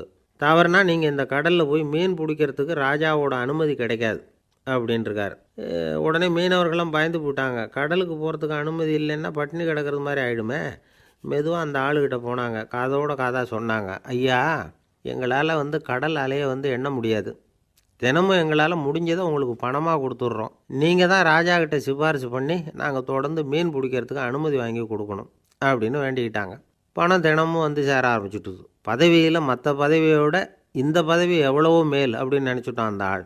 அது மட்டும் இல்லை, தயவு பண்ணி என்னை இந்த இடத்த விட்டு மாற்றி விடாதீங்க சார் அப்படின்னு வேற கேட்க ஆரம்பிச்சிட்டானா. ஒரு ஊரில் ஒரு ராஜா இருந்தார். அவர் ஒரு பூனை வளர்த்தார். ரொம்ப செல்லமாக அவர் அந்த பூனையை வளர்த்தார். அவர் என்ன பண்ணுவார் தெரியுமா? இரவு நேரத்தில் அந்த பூனையோட தலையில் ஒரு விளக்கை வச்சுருவார். அந்த பூனை ரொம்ப ஜாக்கிரதையாக அந்த விளக்கு கீழே விழுந்துடாமல் பார்த்துக்கும். தலையை ஆட்டாமல் ரொம்ப நிதானமாக ராஜா பின்னாடி நடந்து போய்கிட்டே இருக்கும். அந்த விளக்கு வெளிச்சத்தில் எல்லா வேலைகளையும் செஞ்சுருவார். கையில் ஒரு விளக்கை தனியாக எடுத்துகிட்டு போக வேண்டிய அவசியமே இல்லை. விளக்கை தூக்கிட்டு போகிற வேலையை அந்த பூனை பார்த்துக்கும். அதனால் ராஜாவுக்கு அந்த பூனை மேலே ரொம்ப பிரியம். மந்திரிகளையெல்லாம் கூப்பிட்டு அவங்கக்கிட்ட சொல்லுவார், பார்த்தீங்களா இந்த பூனை எவ்வளவு விசுவாசமாக நடக்குது, என் பேரில் எவ்வளவு மரியாதை பார்த்தீங்களா அதுக்கு அப்படிம்பார். இதை கேட்டுவிட்டு அங்கேருந்து அமைச்சர்களில் ஒருத்தர் சொன்னார், மன்னா நீங்கள் சொல்கிறது சரிதான், இருந்தாலும் இந்த பூனையோட விசுவாசத்தை நாம் கொஞ்சம் சோதித்து பார்க்க வேண்டியிருக்கு அப்படின்னாராம். சரி, உங்கள் ஆசையை ஏன் கெடுக்கணும், நல்லா சோதித்து பாருங்கள் அப்படின்னு சொல்லிவிட்டார் ராஜா. உடனே அந்த அமைச்சர் என்ன பண்ணார் தெரியுமா? எங்கேயோ புறப்பட்டு போனார். ஒரு 5-6 எலிகளை பிடிச்சிக்கிட்டு வந்தார். அரண்மனையில் ராஜா ஏதோ வேலை பார்த்துக்கிட்டு இருக்கிறாரு. பக்கத்தில் அந்த பூனை ரொம்ப பணிவாக நின்றுக்கிட்டு இருக்குது. அது தலையில் விளக்கு எரிஞ்சிக்கிட்டு இருக்கு. அமைச்சர் தான் பிடிச்சிக்கிட்டு வந்த எலிகளை அந்த பூனை பார்வையில் படுறது மாதிரி எதிரில் விட்டார். அந்த எலிகள்லாம் அங்கேயும் இங்கேயும் ஓட ஆரம்பிச்சிது. அதை பார்த்தது பூனை, அவ்வளவுதான்.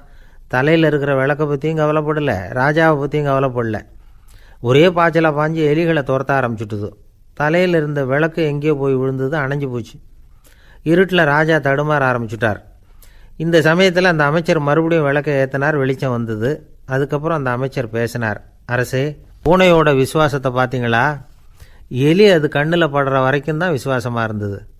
அது மாதிரி எலியை பார்த்ததும் எல்லாத்தையும் விட்டுட்டு அதை துரத்த ஆரம்பிச்சுட்டு பார்த்தீங்களா?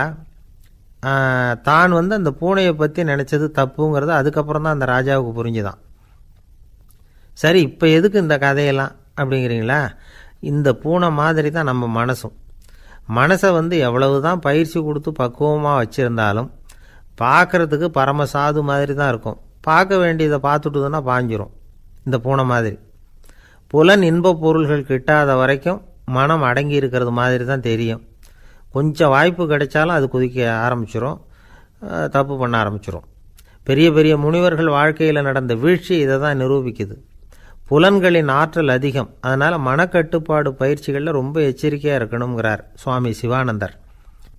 மது பழக்கத்தையே விட்டுவிட்டேன்னு உறுதியாக இருப்பான். கடை கண்ணில் பட்டுவிட்டுதுன்னா கால் அவனை கேட்காமலே இழுத்துக்கிட்டு உள்ளே போயிடும். இதுதான் மனசுங்கிறது. அதுதான் அந்த ராஜா வளர்த்த பூனை. நம்மால் ஒருத்தன் அந்த ராஜா பூனை தலையில் விளக்க வச்சது மாதிரி இவன் தன்னுடைய தலையிலேயே ஒரு விளக்கை ஏற்றி வச்சுக்கிட்டு என்னத்தையோ தேட ஆரம்பித்தான். தேடிக்கிட்டு இருக்கிறான். தலையை ஆட்டாமல் நிதானமாக நடந்து ரொம்ப நேரமாக தேடிகிட்டு இருக்கிறான். அந்த சமயம் அங்கே வந்த ஒருத்தர், என்னத்தை தேடுறீங்கன்னு கேட்டார். அதுதான் மறந்து போச்சு அப்படின்னு இழுத்தான். சரி, கொஞ்சம் இப்படி உட்காருங்க, ஞாபகம் வந்ததும் தேட ஆரம்பிக்கலாம் அப்படின்னார் அவர். இவன் கொஞ்ச நேரம் உட்காந்து யோசித்தான். அப்புறம் திடீர்னு எழுந்திரிச்சான். ஞாபகம் வந்துட்டுதுன்னா. என்னன்னு கேட்டார். எங்கள் வீட்டில் இருந்த விளக்கை எங்கே வச்சேன்னு தெரியல, அதை தான் தேடிக்கிட்டு இருக்கிறேன். ஏற்றி வைக்கலாம்னு பார்க்குறேன் அப்படின்னா. ஒரு ராஜா இருந்தார். நாடு பூராவும் நிறைய மரங்களை நட்டு வளர்க்கணுங்கிறது அவரோட ஆசை. தானே அதுக்கு முன்மாதிரியாக இருக்கணும்னு நினச்சார். அரண்மனையை சுற்றி மரங்களை நட்டு வளர்த்தார். இதை பார்த்துட்டு ஜனங்களும் அவங்கவுங்க வீட்டை சுற்றி மரக்கன்றுகளை நட்டு வளர்த்தாங்க. கொஞ்ச காலத்தில் ஊர் பூரா பசுமையாக மாறிச்சு. எல்லாருக்கும் சந்தோஷமாக இருந்தது. இது ஒரு பக்கம் இருக்கட்டும். இப்போ நான் சொல்ல போகிற கதை வேறு. அதாவது அந்த ராஜா ஒரு நாள் தன்னுடைய அரண்மனையை சுற்றி இருக்கிற விதவிதமான மரங்களை எல்லாம் போய் பார்த்தார். எப்படி இருக்கிறீங்க அப்படின்னு ஒவ்வொரு மரத்துக்கிட்டையும் விசாரிச்சாராம். எந்த மரமும் சந்தோஷமாக இருக்கிறதா தெரியல. அதுக்கும் மனசில் ஒரு குறை. முதல்ல ஆலமரத்துக்கிட்ட போனார். அது சொல்லிச்சு, மண்ணா நான் நல்லா பெருசாக வளர்ந்துருக்கிறேன், அடர்த்தியாக இருக்கிறேன், கிளையெல்லாம் 4 பக்கமும் நல்லா படர்ந்து தான் இருக்குது, இருந்தாலும் எந்த பிரயோஜனமும் இருக்கிறதா தெரியல எனக்கு. என்னுடைய பழம்லாம் ரொம்ப சின்னதாக இருக்குது, என் கண்ணுக்கு சரியாக புறப்பட மாட்டேங்குது. நான் இருக்கிற சைஸுக்கு என்னுடைய கிளையில் இருக்கிற பழம்லாம் எவ்வளோ பெருசாக இருக்கணும், அது இத்தினூண்டு இருக்கிறது எனக்கு பெரிய அவமானமாக இருக்குது. இப்படி இங்கே நின்றுக்கிட்டு இருக்கிறதே ரொம்ப கூச்சமாக இருக்குது. ஒரு நல்ல புயல் வந்ததுன்னா பேசாமல் சாஞ்சு விடலாமான்னு பார்க்குறேன் அப்படின்னு புலம்புது ஆலமரம். சரி இருக்கட்டும்னு நினச்சிக்கிட்டு ராஜா அடுத்தபடியாக ஒரு அத்தி மரத்துக்கிட்ட போனார். அதுவும் புலம்ப ஆரம்பிச்சுட்டுது. நான் கூட பெரிய மரம் தான், இல்லை இலையெல்லாம் அழகாக தான் இருக்குது, பழம் அழகாக இருக்குது, இருந்தாலும் உள்ள விஷயம் இல்லையே, அத்தி பழத்தை புட்டு பார்த்தா அத்தனையும் சொத்தை அப்படின்னு பழமொழியே உண்டாயிட்டுதே. இப்படி ஒரு கெட்ட பேரோடு நான் இருக்கணுமா அப்படின்னு புலம்புது அது. சரி இது இருக்கட்டும் அப்படின்னு சொல்லி அடுத்தபடியாக வேப்ப மரத்துக்கிட்ட போனார். அது தன்னுடைய வேதனையை வெளியிட்டது. எனக்கு எவ்வளவோ மருத்துவ குணங்கள்லாம் இருக்கிறதா சொல்லிக்கிறாங்க, இருந்தாலும் என்ன பிரயோஜனம், என்னுடைய பழத்தை மனிதர்கள் யாரும் விரும்பி சாப்பிட்றது இல்லையே அப்படின்னுது. ராஜா அடுத்தாப்புல இருந்த ஒரு பனை மரத்துக்கிட்ட போனார். நான் நல்லா உயரமாக தான் வளர்ந்துருக்கிறேன், மற்ற மரங்கள்லாம் என்னை அண்ணாந்து தான் பார்க்கணும், இருந்தாலும் என்கிட்ட நிழலுக்காக யாரும் ஒதுங்கிறது இல்லையே அப்படின்னுது. என்ன இது எல்லா மரமும் இப்படி திருப்தி இல்லாமல் இருந்துக்கிட்டு இருக்குதே அப்படின்னு நினச்சிக்கிட்டே ராஜா அடுத்தபடியாக அங்கே இருந்த ஒரு பைன் மரத்துக்கிட்ட போனார். அழகாக உயரமாக பசுமையாக தான் இருந்தது, ஆனால் பழமோ பூவோ கிடையாது. அதை நினச்சி அது வருத்தப்பட்டுக்கிட்டு இருக்குது. ஓக் மரம் அது ஒன்று நின்றுட்டு இருந்தது. அது என்ன சொல்லிச்சுன்னா, இலை உதிர் காலத்தில் என் மேலே இருக்கிற எல்லா இலைகளும் உதிர்ந்து போடுது, முடி கொட்டின மனிதர்கள் மாதிரி மொட்டையாக நான் நிற்க வேண்டியிருக்குது, என்ன வாழ்க்கை இது அப்படின்னு சொல்லி அழுத்துக்கிட்டது. சரி புளிய மரம் என்ன சொல்லுது பார்ப்போம்னு அதுக்கிட்ட போனால், என்னுடைய நிழலில் யாருமே தங்க மாட்டாங்க, உடம்புக்கு சூடுன்னு ஒதுங்கி போயிடுவாங்க, அடிமரத்தை பார்த்தீங்கன்னா பட்டையெல்லாம் உறிஞ்சி பார்க்குறதுக்கே கேவலமாக இருப்பேன் அப்படின்னுது அது. முருங்கை மரம் என்ன சொல்லிச்சு தெரியுமா, என்னுடைய இலை காயெல்லாம் சாப்பிட்றவங்களுக்கு சத்து கொடுக்கறது வாசவந்தான், ஆனால் என் உடம்புல சத்தே கிடையாது, கொஞ்சம் வேகமாக காற்று அடிச்சதுன்னா முறிஞ்சி விழுந்துடுறேன், என்ன வாழ்க்கை இது அப்படின்னு சொல்லி அது வருத்தப்பட்டது. ராஜா யோசனை பண்ணார். என்ன இது மரங்கள் பூமியின் வரங்கள்னு சொல்கிறோம், மழை பெய்யறதுக்கு அதுதான் காரணம், பூமி செழிப்பாக இருக்கிறதுக்கும் அதுதான் காரணம், வீடு கட்டுறதுக்கு மரம், நாற்காலி செய்ய உபயோகப்படுத்துறதுக்கும் அதுதான் உபயோகப்படுது, மனுஷனுக்கு வேண்டிய ஆகாரங்களையும் கொடுக்குது, இப்படிலாம் இருந்தும் எல்லா மரமும் நிம்மதி இல்லாமல் இருந்துக்கிட்டு இருக்குதே அப்படின்னு நினச்சார். அப்போது அங்கே இருந்த ஒரு மகிழ மரம் அவர் கண்ணில் பட்டுது. அந்த மரம் மட்டும் கொஞ்சம் நிம்மதியாக மகிழ்ச்சியாக இருக்கிறது மாதிரி தெரிஞ்சுது. உடனே ராஜா அதுக்கிட்ட போனார். உனக்கு மனசில் எதுவும் குறை இல்லையான்னு கேட்டார். இல்லை நான் சந்தோஷமாக தான் இருக்கேன்னு அந்த மகிழ மரம். அப்படியான்னு ஆச்சரியமாக கேட்டார் ராஜா.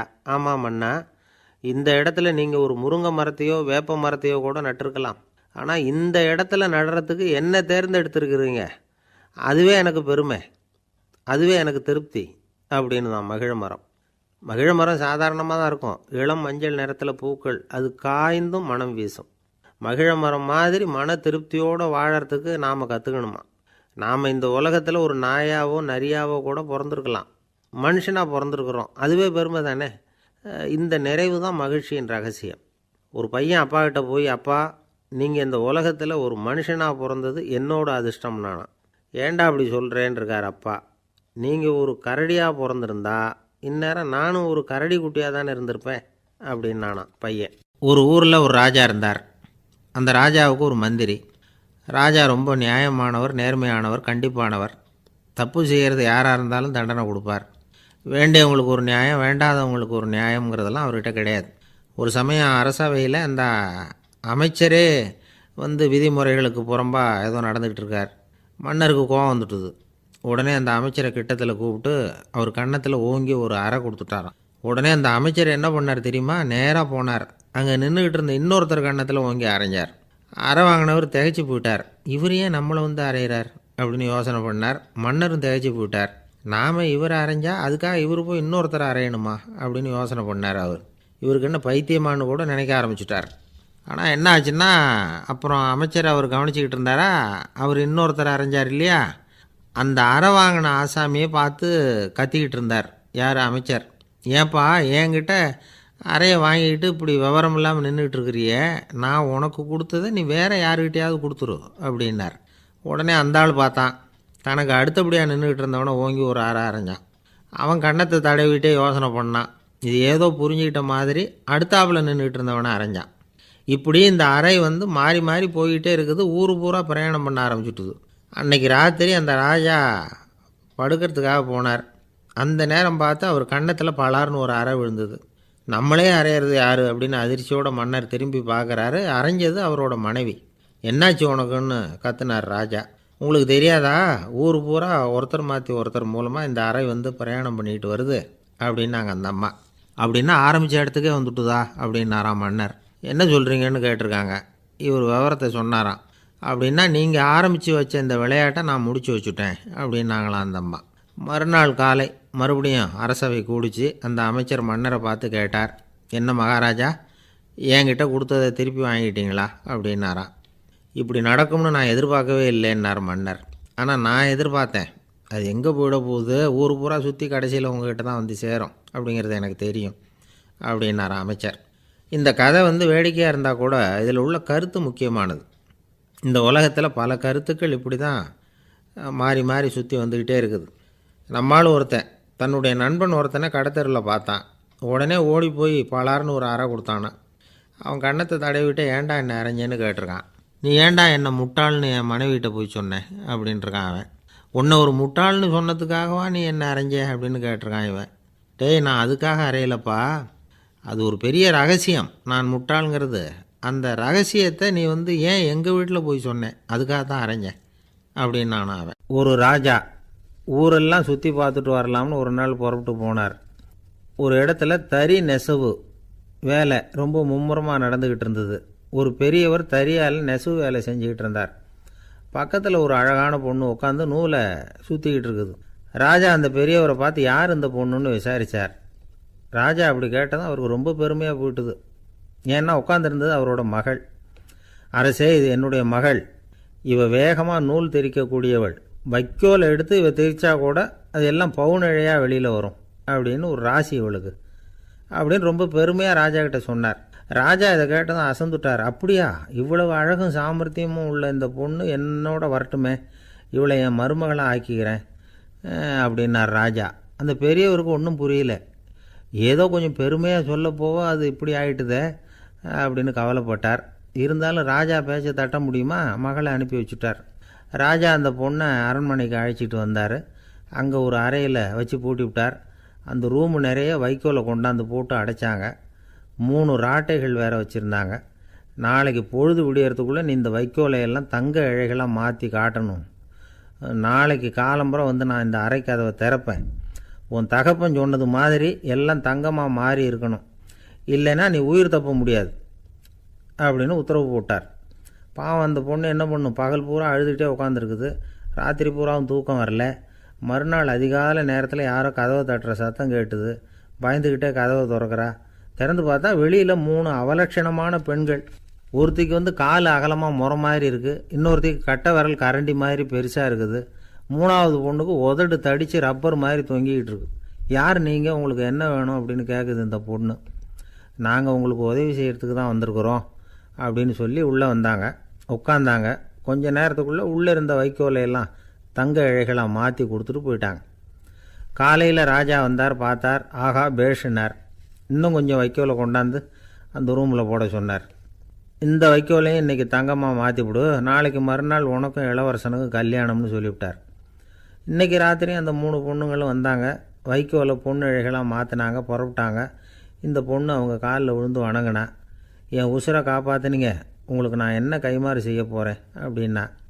பயப்படாத, நீ விரும்பினா எங்களுக்கு ஒரு உதவி செய்யலாம். உன்னுடைய கல்யாணத்துக்கு நாங்கள் 3 பேரும் வரோம்.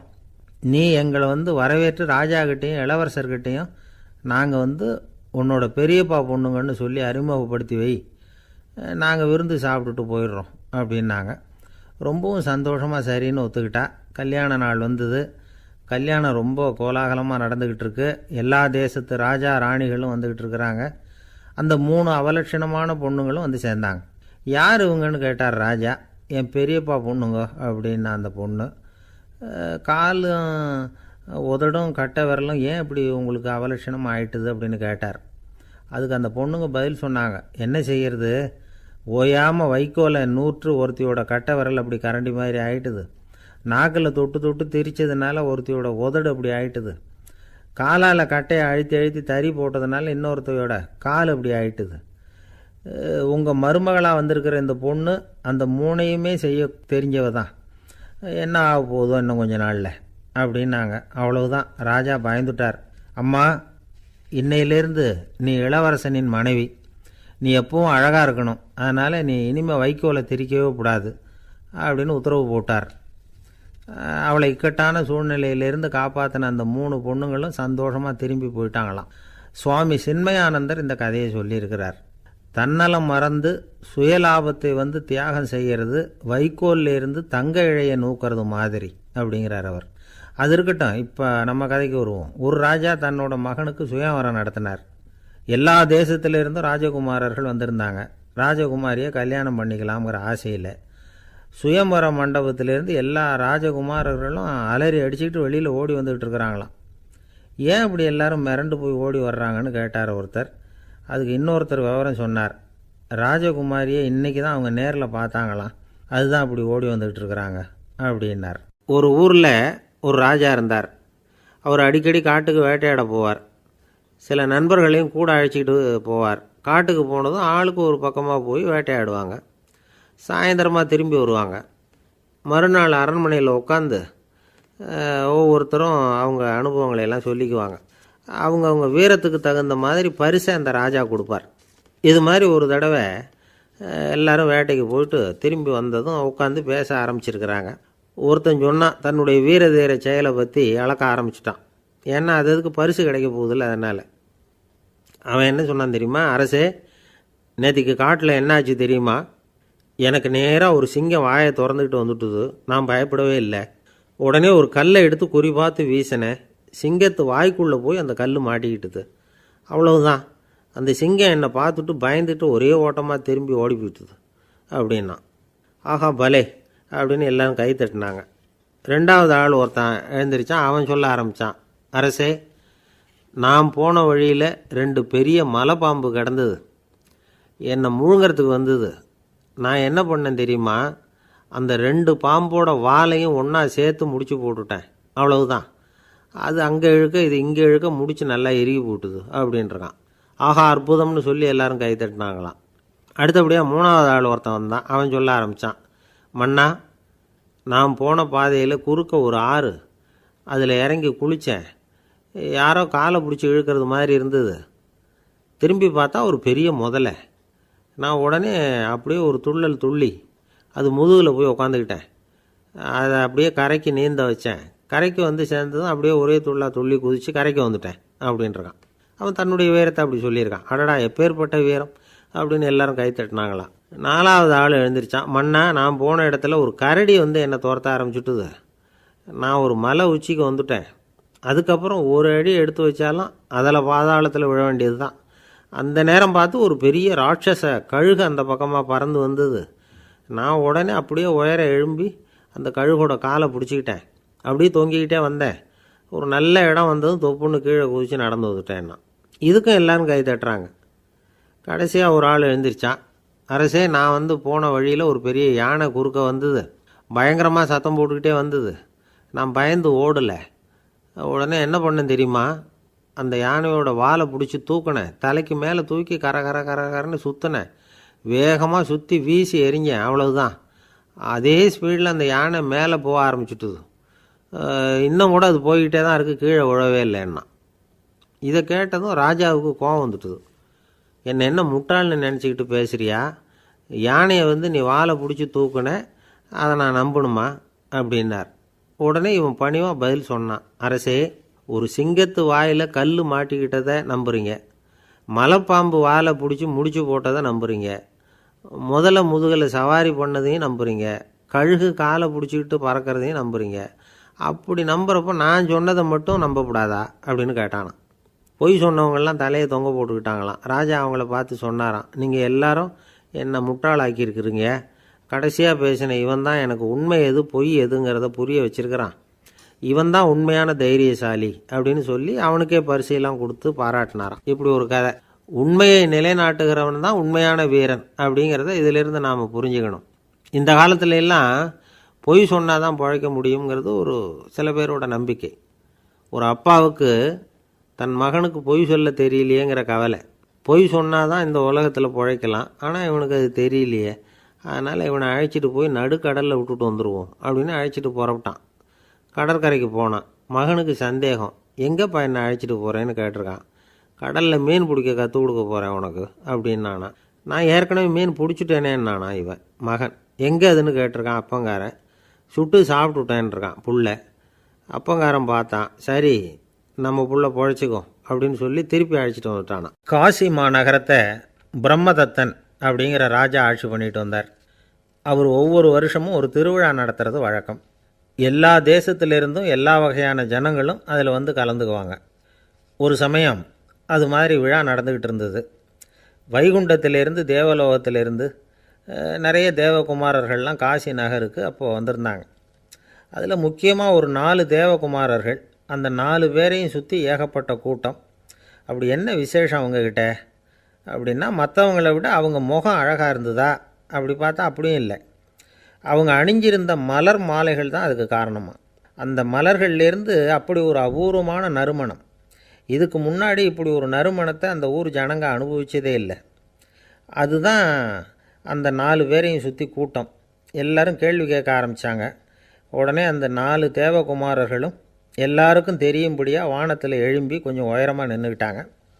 கீழே நின்றுக்கிட்டு இருந்த அரசன்லேருந்து ஆண்டி வரைக்கும் ஒருத்தர் பாக்கி இல்லாமல் ஒரே குரலில் எல்லாரும் அவங்கள பார்த்து, எங்களுக்கும் இது மாதிரி மாலையை போட்டுக்கணும்னு ஆசையாக இருக்குது, அதுக்கு நீங்கள் தான் அருள் பண்ணணும் அப்படின்னு கேட்டுக்கிட்டாங்க. மாலை போட்டுக்கிறதுனா எல்லாருக்கும் ஆசையாக தானே இருக்கும். அந்த 4 தேவகுமாரர்களில் ஒருத்தர் புத்தர் பிரான். அவர் சொன்னார், பூலோகவாசிகளே, நான் சொல்கிறத கொஞ்சம் பொறுமையாக கேளுங்க. கக்காரு அப்படிங்கிற கற்பக விருஷத்தின் மலர்களால் தொடுக்கப்பட்டது இந்த மாலை. இதுக்கு நிறைய சக்தி உண்டு. எந்த காலமும் இது வாடாது, வாசனையும் குறையாது. ஆனால் இதை அணிந்து கொள்றதுக்கு சில தகுதிகள் தேவை அப்படின்னார். என்ன தகுதி அது சொல்லுங்களேன் அப்படின்னு ஏக காலத்தில் எல்லாரும் சத்தம் போட்டாங்க. தீய இயல்புகள் உள்ளவங்க, இழிந்த சிந்தனை இழிந்த செயல் உள்ளவங்க இந்த மாலையை அணிய முடியாது அப்படின்னார். அவ்வளோதான். கூட்டத்தில் சத்தம் போட்டவங்கள்லாம் மெதுவாக அப்படி அடங்க ஆரம்பிச்சிட்டாங்க. இன்னொரு தேவகுமாரன் சொன்னார், அடுத்தவங்க பொருளை அபகரிக்காதவன், அடுத்தவங்களுக்கு கெடுதல் பண்ணக்கூடிய பொய் பேசாதவன், பேராசையினால் கெட்ட வழியில் பொருள் ஈட்ட நினைக்காதவன் இந்த மாலையை போட்டுக்கலாம் அப்படின்னார். கூட்டத்திலிருந்து யாரும் முன்னுக்கு வரல. ஒரே ஒரு ராஜகுரு மட்டும் கொஞ்சம் முன்னாடி வந்தார். பெரியவர், படித்தவர் அவர். எனக்கு தகுதி இருக்குது அந்த மாலையை போட்டுக்கிறதுக்கு அப்படின்னார். வேறு ஒன்றும் இல்லை, பொய் சொல்லியாவது அந்த மாலையை வாங்கிக்குவோமே அப்படின்னு முடிவு பண்ணிட்டார் அவர். அவ்வளோதான், மாலையை வாங்கிட்டார். அடுத்த தேவகுமாரன் பேசினார். யாருக்கு திடமான அறிவும் மனமும் இருக்குதோ, யாருக்கு நல்ல காரியங்களில் அசையாத ஈடுபாடு இருக்குதோ, நல்ல அரிய பொருள்களை தனியாக தான் மட்டும் அனுபவிக்க விரும்பாதவர் யாரோ அவர் முன்னாடி வந்து இந்த மாலையை வாங்கிக்கலாம் அப்படின்னார். அந்த தகுதியும் எனக்கு இருக்குன்னார் ராஜகுரு. மாலையை வாங்கி போட்டுக்கிட்டார். இன்னொரு ராஜகுமாரன் பேச ஆரம்பித்தார். அறநெறியில் செல்வம் சேர்க்கணும், ஆடம்பர பொருள்களுக்கு அடிமையாகக்கூடாது, வெற்றி அடைஞ்சாலும் கர்வம் வரக்கூடாது, அப்படிப்பட்டவங்க இந்த மாலையை போட்டுக்கலாம்னார். துணிஞ்சு பொய் சொல்லி அதையும் வாங்கி கழுத்தில் போட்டுக்கிட்டார் இந்த ராஜகுரு. இன்னொரு ராஜகுமாரன் சொன்னார், சான்றோர்களை நிந்திக்காதவங்க, புறம் பேசாதவங்க இந்த மாலையை போட்டுக்கலாம்னார். அதையும் வாங்கி போட்டுக்கிட்டார். திருவிழா முடிஞ்சுது, எல்லோரும் திரும்பி போயிட்டாங்க. மறுநாள் ராஜகுரு 4 மாலைகளையும் போட்டுக்கிட்டு ராஜசபைக்கு வரார். வந்தவர் ரொம்ப அவஸ்தையோடு வர்றார். மாலையெல்லாம் வாடி போயிட்டுது, வாசனை எதுவும் கிடையாது. அது மட்டும் இல்லை, அவருக்கு கடுமையான தலைவலி வேறு வந்துட்டுது. துடிச்சு போயிட்டார். மாலையை கழட்டவும் முடியல. ஜனங்கள்லாம் அவரை பார்த்து சிரிக்க ஆரம்பிச்சிட்டாங்க. என்னத்துக்கு ஆசைப்படணும், ஏன் இப்படி கஷ்டப்படணும் அப்படின்னு. ராஜா பார்த்தார். மறுபடியும் விழாவுக்கு ஏற்பாடு பண்ணினார். தேவகுமாரர்கள்லாம் வந்தாங்க. ராஜகுரு வந்தார். மக்கள் முன்னிலையில் அவங்க காலில் விழுந்தார், மன்னிப்பு கேட்டுக்கிட்டார். இந்த மாலையை போட்டுக்கிற தகுதி எனக்கு இல்லை. தகுதி இல்லாத ஒருத்தன் தகாத தகுதியை பொய் மூலம் பெறணும்னு ஆசைப்படுறாங்களே, அவங்களுக்கெல்லாம் என்னுடைய தண்டனை ஒரு எச்சரிக்கையாக இருக்கட்டும்னார். அதுக்கப்புறம் தேவகுமாரர்கள் அவர் கழுத்தில் இருக்கிற மாலையை கழட்டினாங்களாம். அந்த மாலைகளும் பழையபடி மனம் கொடுக்க ஆரம்பிச்சுட்டு தான். இதுலேருந்து நாம் தெரிஞ்சுக்க வேண்டியது என்னென்னா, நமக்கு தகுதி இல்லாத ஒரு கௌரவம் நம்மக்கிட்ட தானாக வந்தால் கூட அதை தவிர்த்து விடுறது தான் நல்லது. அதுதான் புத்திசாலித்தனம். ஒருத்தர் வந்தார், சார் எங்கள் இலக்கிய மன்ற விழாவுக்கு நீங்கள் தலைமை தாங்கணும்னார். உடனே இவர் சொன்னார், பேச்சாளர், சார் இலக்கியத்தை பற்றி பேசுகிற தகுதி எனக்கு இல்லையே அப்படின்னார். உடனே அவர் கூப்பிட வந்தவர் சொன்னார், அந்த தகுதி உங்களுக்கு இல்லைங்கிறது எங்களுக்கும் தெரியும் சார், அதனால தான் உங்களை தலைமை தாங்க கூப்பிட்றேன் அப்படின்னார். அது சரி, தலைமைன்னா அதுக்கு இவர் என்ன தான் அர்த்தம் பண்ணுறாருன்னு தெரியல. ஒரே ஒரு ஊரில் ஒரு ராஜா இருந்தார். அவர் பேரில் மக்களுக்கு ரொம்ப மரியாதை. அவ்வளவு நல்லா ஆட்சி புரிஞ்சிக்கிட்டு வந்தார். அவருக்கு வயசாகிட்டுது. அதனால் ஒரு நாள் அமைச்சரை கூப்பிட்டார். இதை பாருங்கள், எனக்கு வயசாகிட்டுது, அதனால் இந்த அரச பொறுப்பையெல்லாம் நீங்கள் ஏற்றுக்குங்க அப்படின்னார். அதுக்கப்புறம் ராணியை கூப்பிட்டார். வா, நாம் இனிமேல் இங்கே இருக்க வேணாம், காட்டுக்கு போய் தவம் பண்ணலாம் அப்படின்னு கூப்பிட்டார். இந்த செய்தி மக்களுக்கு அறிவிக்கப்பட்டது. மக்கள் உடனே கூட்டம் கூட்டமாக அரண்மனைக்கு வர ஆரம்பிச்சிட்டாங்க. மன்னரை போய் பார்க்குறாங்க. அரசே, தாங்கள் எங்களுக்கு தந்தை மாதிரி. நீங்கள் காட்டுக்கு போயிட்டால் நாங்கள்லாம் இங்கே எப்படி இருக்க முடியும்? எங்களுக்கெல்லாம் எந்த துன்பமும் இல்லாமல் பார்த்துக்கிட்டு வர்றீங்க. இது மாதிரியான ஒரு அரசாட்சி இல்லைன்னா மக்கள் வாழ்ந்து என்ன பயன் அப்படின்னாங்க. இருந்தாலும் என்ன பண்ணுறது, வயசாயிட்ட காரணத்தினால இந்த முடிவுக்கு வர வேண்டியிருக்குது அப்படின்னாராம் ராஜா. அப்படின்னா நீங்கள் காட்டுக்கு போக வேணாம், நாங்கள் போகிறோம். நாங்கள் அங்கே போய் தவம் பண்ணுறோம், வழிபாடு பண்ணுறோம். கடவுள் வருவார், அவர்கிட்ட வரம் வாங்கிட்டு வந்துடுறோம் அப்படின்னாங்களாம். அப்படி சொல்லிவிட்டு உடனே எல்லோரும் காட்டுக்கு போனாங்க. நாட்டு மக்கள் எல்லாரும் ஒட்டு மொத்தமாக காட்டில் உட்காந்துக்கிட்டு தவம் பண்ணுறதை பார்த்தார் கடவுள். உடனே புறப்பட்டு வந்தார். எல்லோரும் இப்படி உட்காந்துருக்கிறீங்களே, என்ன வேணும் உங்களுக்கு அப்படின்னு கேட்டார்.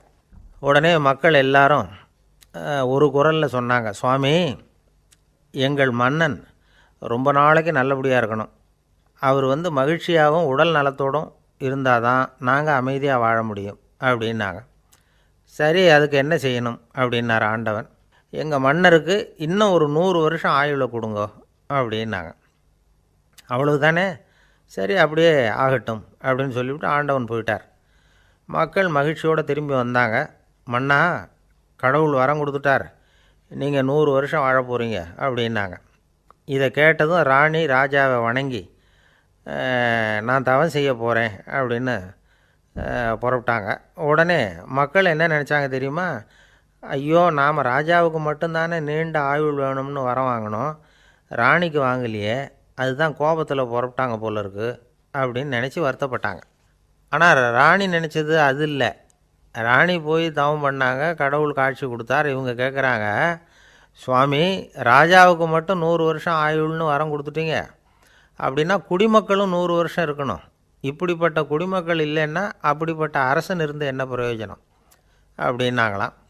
ஆண்டவன் பார்த்தார், சரி அவங்களும் 100 வருஷம் வாழ்வாங்க, அது மட்டும் இல்லை, நீயும் 100 ஆண்டு காலம் வாழ வரமளிக்கிறேன் அப்படின்னு சொல்லிவிட்டு மறைஞ்சிட்டார். இதில் ஆண்டவன் வர்றதும் மறையிறதும் முக்கியம் இல்லை. இதில் கவனிக்க வேண்டியது ஆள்கிறவனின் விசால மனம், குடிமக்களின் விசால மனம், ஆள்கிறவன் மனைவியினுடைய விசால மனம். இப்படி ஒரு நாடு இருந்துட்டுதுன்னா எப்படி இருக்கும் வாழ்க்கையை நினச்சி பாருங்கள். அதனால தான் பெரியவங்கள்லாம் சொல்கிறாங்க, இதய வாசல் திறந்தே இருக்கணும், இதயத்தின் கதவுகளை மூடாதீங்க அப்படின்னு சொல்லுவாங்க. என்கிட்ட ஒருத்தர் சொன்னார், என்னுடைய இதய வாசல் எப்போவும் திறந்தே தான் இருக்குதுன்னார். எதனால் அப்படி சொல்கிறீங்க அப்படின்னு கேட்டோம். டாக்டரே சொல்லிவிட்டார், என்னுடைய இதயத்தில் ஒரு ஓட்டை இருக்குது அப்படின்னு, வால்வு சரியில்லையா அப்படிங்கிறார். ஒரு ஊரில் ஒரு ராஜா இருந்தார். பெரிய அரண்மனையில் தான் இருக்கிறார். எல்லா வசதியும் இருந்தது. இருந்தாலும் அவர் எல்லாரும் சொல்கிறது எப்படி தெரியுமா? பிச்சைக்கார ராஜா. அப்படி ஒரு பேர் அவருக்கு நிலச்சி போச்சு. ஜனங்களும் சரி, மற்ற தேசங்களில் உள்ளவங்களும் சரி, அவர் அந்த பேர் சொல்லியே குறிப்பிடுறது வழக்கமாக போட்டுது. இது அவருக்கு ரொம்ப கவலையாக போச்சு. என்ன இது, நம்மளை தேடி வர்றவங்களுக்கெல்லாம் நாம் சோறு போடுறோம், நம்ம புகழ்ந்து பாடல் ஏற்றி கொண்டு வர்ற புலவர்களுக்கெல்லாம் அவங்க எப்படி வந்தாலும் ஒருவேளை சோறு போடணுங்கிறது உத்தரவு, இவ்வளவுலாம் செஞ்சும் நம்மளை போய் பிச்சைக்கார ராஜான்னு எல்லாரும் சொல்கிறாங்களே, அது ஏன்? எதுக்காக இப்படி சொல்கிறாங்க? இதுதான் ராஜாவுக்கு குழப்பம். சரி, இதை பற்றி நம்ம அமைச்சர்கள்கிட்ட கேட்கலாமா அப்படின்னு யோசனை பண்ணார். இந்த விஷயத்தை போய் அவங்கக்கிட்ட எப்படி கேட்குறதுன்னு அவருக்கு தயக்கமாக இருந்தது. கௌரவ குறைச்சலாக தெரிஞ்சுது அவருக்கு. சரி, சாதாரண குடிமக்கள்கிட்ட இதை பற்றி கேட்கலாமா அப்படின்னு யோசனை பண்ணார். கேட்கலாம். ஆனால் அவங்க யாரும் ராஜா முன்னாடி வந்து நின்று தைரியமாக பேசக்கூடிய அளவுக்கு இல்லை. ராஜாவோட குழப்பம் நாளுக்கு நாள் அதிகமாக போச்சு. கடைசியாக அவர் ஒரு முடிவுக்கு வந்தார். அதாவது இதை பற்றி ஒரு பிச்சைக்காரங்கிட்டே கேட்டு பார்த்துட்டா என்ன. இதுதான் அவர் பண்ண முடிவு. உடனே மாறு வேஷம் போட்டுக்கிட்டு நகர்வலம் போனார். ஒரு பிச்சைக்காரனை கண்டுபிடிச்சார். இதை பாருப்பா, நம்ம ராஜாவை எல்லாரும் பிச்சைக்கார ராஜான்னே சொல்கிறாங்களே, அதுக்கு என்ன காரணமாக இருக்கும் அப்படின்னு கேட்டார். அதுக்கு அவன் சொல்கிறான், இதுக்கான பதிலை இன்னும் ஒரு 30 நாளில் சொல்கிறேன் அப்படின்னா. உடனே இவருக்கு சந்தோஷம். உண்மையை அவங்ககிட்ட சொன்னார். நான் வேறு யாரும் இல்லை, நான் தான் இந்த நாட்டு ராஜா. இப்போ நீ என் கூடவே வந்துடு, அரண்மனையிலேயே தங்கிக்கோ. 30 நாள் கழித்து எனக்கு பதில் சொல்லிவிட்டு அதுக்கப்புறமா நீ போகலாம் அப்படின்னு சொல்லி அழைச்சிட்டு வந்துட்டார். அரண்மனையில் ஒரு மூலையில் அவன் தங்கறதுக்கு இடம் கொடுத்தார். தினம் 2 வேளையும் இவனுக்கு சோறு போடுங்க அப்படின்னு உத்தரவு போட்டார். ராஜா கொடுத்த இடத்துல போய் உக்காந்துக்கிட்டான் அந்த பிச்சைக்காரன். தினமும் அந்த அரண்மனையில் நடக்கிறதையெல்லாம் கவனிச்சிக்கிட்டு வந்தான். வேளைக்கு சாப்பாடு வரும், சாப்பிட்டுக்கிட்டு இருக்கான். இப்படி 30 நாள் முடிஞ்சுது. ராஜா வந்தார். என்ன, என்னோட கேள்விக்கு பதில் என்னன்னு கண்டுபிடிச்சிட்டியான்னார். கண்டுபிடிச்சிட்டேன்னா. என்ன எல்லாரும் பிச்சைக்கார ராஜான்னு சொல்கிறாங்களே, அது நியாயமாக படுதா உனக்குன்னு கேட்டார். நியாயமாக தான் படுது, சந்தேகம் இல்லாமல் நீங்கள் பிச்சைக்கார ராஜா தான். என்ன தான் நீங்கள் வசதியோடவும் படைபலத்தோடவும் இருந்தால் கூட நீங்கள் எங்கள் வர்க்கத்தை சேர்ந்த ஆசாமி தான் அப்படின்னு அடித்து சொல்லிவிட்டான் அந்த ஆள். ஏனால் அப்படி சொல்கிறேன்னு கேட்டார் இவர். அரசே, ஒரு உண்மையை கண்டுபிடிச்சி சொல்கிறதா நான் உங்ககிட்ட சொன்னேன். நீங்கள் ராஜ பரம்பரைன்னா உடனே உங்கள் கழுத்தில் கிடக்கிற முத்து மாலையை கழட்டி பரிசாக கொடுத்துருப்பீங்க, பொன்னையும் மணியையும் கொடுத்துருப்பீங்க. ஆனால் நீங்கள் அப்படி செய்யலை. என்னை ஒரு மூலையில் உட்கார வச்சு 2 வேளை சோறு போட சொன்னீங்க. உங்களை தேடி யார் வந்தாலும், யார் வந்து பாராட்டி பேசினாலும் அல்லது பிரச்சனைகளை சொன்னாலும் நீங்கள் செய்கிற ஒரே காரியம் சோறு போடுறது தான். பிச்சைக்காரனுக்கு சோறு மட்டும்தான் உலகம். உங்கள் விஷயத்துலேயும் நீங்கள் அப்படி தான் நினைக்கிறதாக தெரியுது. நல்லா கவனிங்க. எந்த ஒரு பிரச்சனைக்கும் சோறு தான் முடிவுன்னு நினைக்கிறீங்க பாருங்கள். நீங்கள் சந்தேகமில்லாத எங்களை சேர்ந்த ஆள் தான் அப்படின்னு விட்டான் அந்த பிச்சைக்காரன். அதுக்கப்புறம் தான் அந்த ராஜா தன்னுடைய தவறுகளையெல்லாம் திருத்திக்கிட்டாராம். பசின்னு வர்றவங்களுக்கு சோறு தான் போடணும், அது தப்பு இல்லை. பாராட்ட வர்றவங்களுக்கெல்லாம் சோத்தையே போட்டு அனுப்புனா இப்படி தான் பேர் வரும். எனக்கு தெரிஞ்ச ஒருத்தர் தினமும் யாராவது ஒருத்தரை தன் வீட்டுக்கு அழைச்சிட்டு போவார், சாப்பாடு போட்டு அனுப்புவார். முன்னறிவிப்பு இல்லாமல் திடீர்னு ஒரு விருந்தாளியோட வீட்டில் போய் இவர் நிற்கிறது வழக்கம். அந்த அம்மாவும் இவருக்காக தயார் பண்ணி வச்சுருந்ததை இவர் அழைச்சிட்டு வந்திருக்கிற விருந்தாளிக்கு போட்டுருவாங்க. விருந்தாளி சாப்பிட்டுட்டு போனதுக்கப்புறம் இவர் மனைவிகிட்ட உனக்கு சிரமம் வேணாம் அப்படின்னு சொல்லிவிட்டு பக்கத்தில் உள்ள ஒரு ஹோட்டலுக்கு போய் காசு கொடுத்து சாப்பிட்டுட்டு வந்துடுவார். பல நாள் இப்படி நடக்கும். ஒரு நாள் அவரை தனியாக கூப்பிட்டுக்கிட்டு போய் ஏன் இப்படி பண்ணுறீங்கன்னு கேட்டோம். அதுக்கு அவர் சொல்கிறாரு, எங்கள் வீட்டு சாப்பாட்டிலேருந்து தப்பிக்கிறதுக்கு எனக்கு வேறு வழி எதுவும் தெரியல சார், அதனால தான் இப்படி பண்ணிகிட்ருக்கிறேன் அப்படின்னார் ரொம்ப பரிதாபமாக. ஒரு சீன தேசத்து அரசர் இருந்தார். அவருக்கு வயசாயிட்டுது. அவருக்கு அடுத்தபடியாக அவருடைய புள்ள பட்டத்துக்கு வரணும், ஆட்சி பொறுப்பை ஏற்றுக்கணும். ஒரு நல்ல தலைவனுக்கு இருக்க வேண்டிய பண்புகள்லாம் தன்னுடைய மகனுக்கு இருக்கணும்னு விரும்பினார் அந்த அரசர். அதனால் இளவரசனை பக்கத்தில் இருந்த ஒரு குரு கிட்ட அனுப்புனார். இளவரசன் அவர்கிட்ட போய் சேர்ந்தான். அந்த குரு என்ன பண்ணார் தெரியுமா? இவனை பார்த்து சொன்னார், இதை பாருப்பா, நீ என்ன பண்ணுற, இப்போவே பக்கத்தில் இருக்கிற காட்டுக்கு போ, நடு காட்டில் போய் ஒரு இடத்துல உட்காந்துக்கோ. அங்கே என்னென்ன சத்தம்லாம் உன் காதில் விழுதுன்னு கவனித்து கேளு. உன் காதில் விழுந்த ஓசைகள் என்னென்னங்கிறத என்கிட்ட வந்து சொல்லு, அதுதான் எனக்கு தெரியணும், உனக்கு வேலையும் அதுதான் அப்படின்னு சொல்லி அனுப்பி வச்சுட்டார். இளவரசன் காட்டுக்கு போனான். குரு சொன்னபடியே ஒரு இடத்துல உட்காந்து கவனித்து கேட்டான். அதுக்கப்புறம் குருக்கிட்ட திரும்பி வந்தான். என்னென்ன சத்தம்லாம் கேட்ட அப்படின்னு கேட்டார் குரு. குருவே, காட்டில் நான் பறவைகள் சத்தம்லாம் கேட்டேன், மிருகங்களின் ஓசையையும் கேட்டேன், இதை தவிர இடி மின்னல் மழை இதுகளோட சத்தத்தையும் கேட்டேன் அப்படின்னா. குரு யோசனை பண்ணார், நீ இன்னமும் சரியாக கேட்கல, அதனால் மறுபடியும் காட்டுக்கு போ, கொஞ்ச நாள் தங்கியிருந்து கேட்டுட்டு வா அப்படின்னார். இளவரசனுக்கு ஒன்றும் புரியல. இருந்தாலும் குருவின் கட்டளையாச்சே, மறுக்க முடியுமா? உடனே அவன் மறுபடியும் காட்டுக்கு போனான். ஒரு இடத்துல உட்காந்தான். கொஞ்ச நேரம் உன்னிப்பாக கவனித்து கேட்டான். சில நாள் கழித்து குருக்கிட்ட திரும்பி வந்தான். குருவே, இந்த தடவை சில துல்லியமான சத்தங்களை எல்லாம் கேட்டான். தேனீ பறக்கிற சத்தம், நீரோடையின் மெல்லிய ஓசை, இதெல்லாம் கேட்டேன்னா. குரு சிரிச்சார். நீ மறுபடியும் காட்டுக்கு போ, இன்னும் சில நாள் அங்கே இரு, முழுமையாக கவனமாக கேட்டுக்கிட்டு வா அப்படின்னு சொல்லி அனுப்பி வச்சுட்டார். இளவரசனுக்கு குழப்பம் அதிகமாயிட்டுது. ஒன்றுமே புரியல. மறுபடியும் காட்டுக்கு போனான். மௌனமாக ஒரு இடத்துல உட்காந்துட்டான். அப்படியே தியானத்தில் ஆழ்ந்துட்டான். சில நாளில் அவனுக்கு இதுவரை கேட்காத ஓசைகள்லாம் கேட்க ஆரம்பிச்சிட்டுது. இதைத்தான் நான் கேட்கணும்னு என்னுடைய குரு எதிர்பார்த்துருக்கிறாருங்கிறத புரிஞ்சுக்கிட்டான். உடனே குரு கிட்ட ஓடனான். குருவே, இந்த தடவை காதுகளுக்கு கேட்க முடியாத சில ஓசைகளை கூட என்னால் உணர முடிஞ்சுது. பூ மலருகிற ஓசை, சூரியனால் பூமி சூடாகிறப்போ எழுகிற ஓசை, காலை பனித்துளியை இந்த புல்லுலாம் குடிக்கிற ஓசை, இது எல்லாம் என்னால் நல்லா கேட்க முடிஞ்சுது அப்படின்னா. குருவுக்கு இப்போ தான் திருப்தி ஏற்பட்டு தான். இளவரசனை பார்த்து சொன்னார், இதை பாருப்பா, இப்போ தான் நாட்டை ஆளுகிற தகுதி உனக்கு வந்திருக்குது அப்படின்னு சொல்லி அதுக்கு விளக்கமும் கொடுத்தாராம். எந்த அரசன் தன்னுடைய மக்களின் இதயம் பேசுகிற மௌன மொழியை, மௌன வார்த்தைகளை கேட்குறானோ அவன்தான் ஆள தகுதி உள்ளவன். எந்த அரசன் தன்னுடைய மக்களின் உணர்ச்சிகளை உண்மையாக உணர்றானோ அவன்தான் முதன்மையான அரசன். போலி வார்த்தைகளை மட்டும் கேட்டுட்டு பல மௌன ராகங்களை காதில் வாங்கிக்காதவன் அரசனே இல்லை. எந்த நாட்டில் எப்போ ஒரு அரசன் தன்னுடைய மக்களின் உணர்ச்சிகளை கேட்க மறுக்கிறானோ அன்னையிலேருந்தே அந்த நாடு அழிய தொடங்குது அப்படின்னு அர்த்தம். இதுதான் அந்த குரு இளவரசனுக்கு போதித்தது. வாயால் பேசுகிறத மட்டும் கேட்டு ஏமாறக்கூடாது, உணர்ச்சிகளையும் கேட்குறதுல தான் மனப்பக்குவம் உண்டாகும். மக்கள் உணர்ச்சிகளை புரிந்து கொள்ளாத அரசர்கள் நீடிச்சிருக்க முடியாது. அது மாதிரி நாடுகளில் அடிக்கடி குழப்பம் தான் உண்டாகும். அப்படி இருந்தால் அடிக்கடி ஆட்சி மாறிக்கிட்டு இருக்கும். அப்படிப்பட்ட ஒரு தேசம், அங்கே ஒரு சிறைச்சாலையில் 3 கைதிகள் பேசிக்கிட்டு இருந்தாங்க. ஒருத்தன் சொன்னான், நான் இந்த நாட்டு ராஜாவை எதிர்த்து பேசிக்கிட்டு இருந்தேன், அதனால் என்னை பிடிச்சி கொண்டாந்து இங்கே போட்டுட்டாங்க அப்படின்னா ஒருத்தன். இன்னொருத்தன் சொன்னான், நான் இந்த நாட்டு ராஜாவை ஆதரித்து பேசிக்கிட்டு இருந்தேன், அதனால் என்னை பிடிச்சி கொண்டாந்து இங்கே தள்ளிவிட்டாங்க அப்படின்னா. அது சரி, நீ என்ன தப்பு பண்ண அப்படின்னு சொல்லி 3வது ஆளை பார்த்து இவங்க கேட்டாங்க. அதுக்கு அந்த ஆள் சொல்கிறான், நான் தான் இந்த நாட்டு ராஜா அப்படின்னானா. ஒரு அரசனும் அமைச்சரும் ஒரு நாள் ரொம்ப சாவகாசமாக பேசிக்கிட்டு இருந்தாங்களாம். அரசன் அமைச்சரை பார்த்து ஒரு கேள்வி கேட்டிருக்கார்.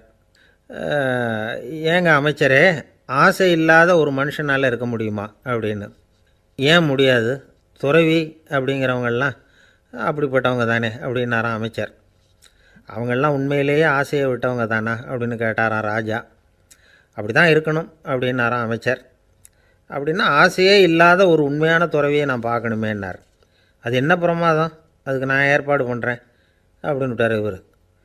சொல்லிவிட்டு உடனே புறப்பட்டு போனார். அங்கங்கே தேடினார். அப்புறம் தான் அவருக்கு புரிஞ்சுது உண்மை துறவியை கண்டுபிடிக்கிறது எவ்வளவு கஷ்டமான காரியம்னு. இருந்தாலும் ராஜா கிட்ட சொல்லியாச்சே, உண்மை துறவியை காட்டுறேன்னு. இப்போ என்ன பண்ணுறது?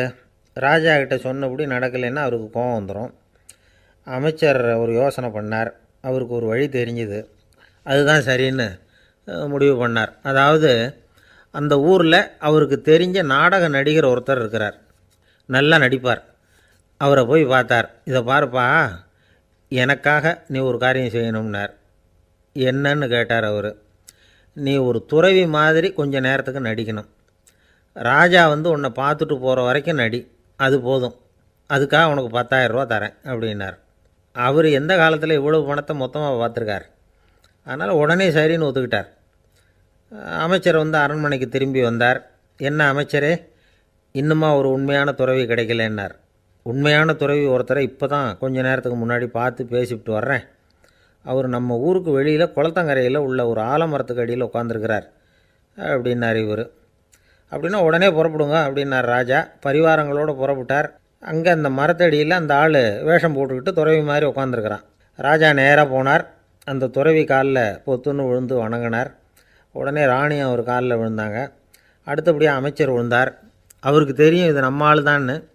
இருந்தாலும் என்ன பண்ணுறது, நேரம். அப்புறம் பரிவாரங்கள்லாம் துறவி காலில் விழுந்து ஆசீர்வாதம் வாங்கிட்டாங்க. ராஜா அப்புறமா தங்கத்தட்டில் பொன்னையும் பொருளையும் வச்சு அந்த துறவிக்கிட்ட ரொம்ப பணிவாக நீட்டுறார். தாங்கள் தயவு பண்ணி இதை ஏற்றுக்கணும் அப்படின்னு வேண்டிக்கிட்டார். அந்த துறவி பற்றில்லாமல் அதை பார்த்தார். எல்லாத்தையும் திறந்துவிட்ட எனக்கு இதெல்லாம் எதுக்காக அப்படின்னு சொல்லி அதை மறுத்துட்டாராம். ஆஹா, உண்மையான துறவியை பார்த்துட்டோம் அப்படிங்கிற ஆனந்தம் அரசருக்கு. ரொம்ப நிம்மதியாக திருப்தியாக திரும்பி வந்தார் அரண்மனைக்கு. அதுக்கப்புறம் அமைச்சர் யாருக்கும் தெரியாமல் அந்த துறவிகிட்ட ஓடினார். சொன்ன பிரகாரம் பணத்தை நீட்டினார். இந்தாப்பா, நான் உங்ககிட்ட சொன்னபடி 10,000 ரூபா பணம் எடுத்துக்கோ அப்படின்னார். அந்த ஆள் ராஜா கிட்ட சொன்னது மாதிரியே எல்லாத்தையும் திறந்துவிட்ட எனக்கு இதெல்லாம் எதுக்காக வேணாம் அப்படின்னு விட்டாராம். நடித்த வரைக்கும் போதும்ப்பா, இனிமேல் இந்த நாடக வசனம்லாம் வேணாம், வேஷத்தை கலைச்சிரு, பணத்தை வாங்கிக்கோன்னார். இல்லைங்க, இது வேஷம் இல்லை, இது வசனமும் இல்லை, இது உண்மை. கொஞ்ச நேரம் துறவி மாதிரி நடித்ததுக்கே இந்த தேசத்து ராஜா ராணி அமைச்சர் பரிவாரங்கள் எல்லாம் என் காலில் விழுந்து வணங்குறாங்க. அப்படின்னா உண்மையான துறவியாக இருக்கிறது எவ்வளவு பெருமையான விஷயம். நான் உண்மையான துறவியாக ஆக போகிறேன், அப்படி முடிவும் பண்ணிட்டேன் அப்படின்னார் அந்த நடிகர். வேஷம் கூட எப்படிப்பட்ட விளைவுகளை உண்டு பண்ணுது பார்த்தீங்களா. நம்மால் ஒருத்தன் ரொம்ப வசதியாக தான் இருந்தான். ஒரு நாள் அவன் சொத்து பூரா திருட்டு போட்டுது. அதுக்கப்புறம் இவன் துறவி மாதிரி ஆகிட்டான். ஊர் ஊராக சுற்றினான். ஒரு குருநாதரை தேடி கண்டுபிடிச்சான். அவர்கிட்ட சீடனாக சேர்ந்துக்கிட்டான். அவனை பார்த்து ஒருத்தர் கேட்டார், நீ உண்மையான சீடன் தானான்னு. இல்லைங்க, சீடன் மாதிரி நடிச்சுக்கிட்டு இருக்கிறேன் அப்படின்னா. அது குரு துரோகம் இல்லையா அப்படின்னு கேட்டார் அவர். இல்லைங்க,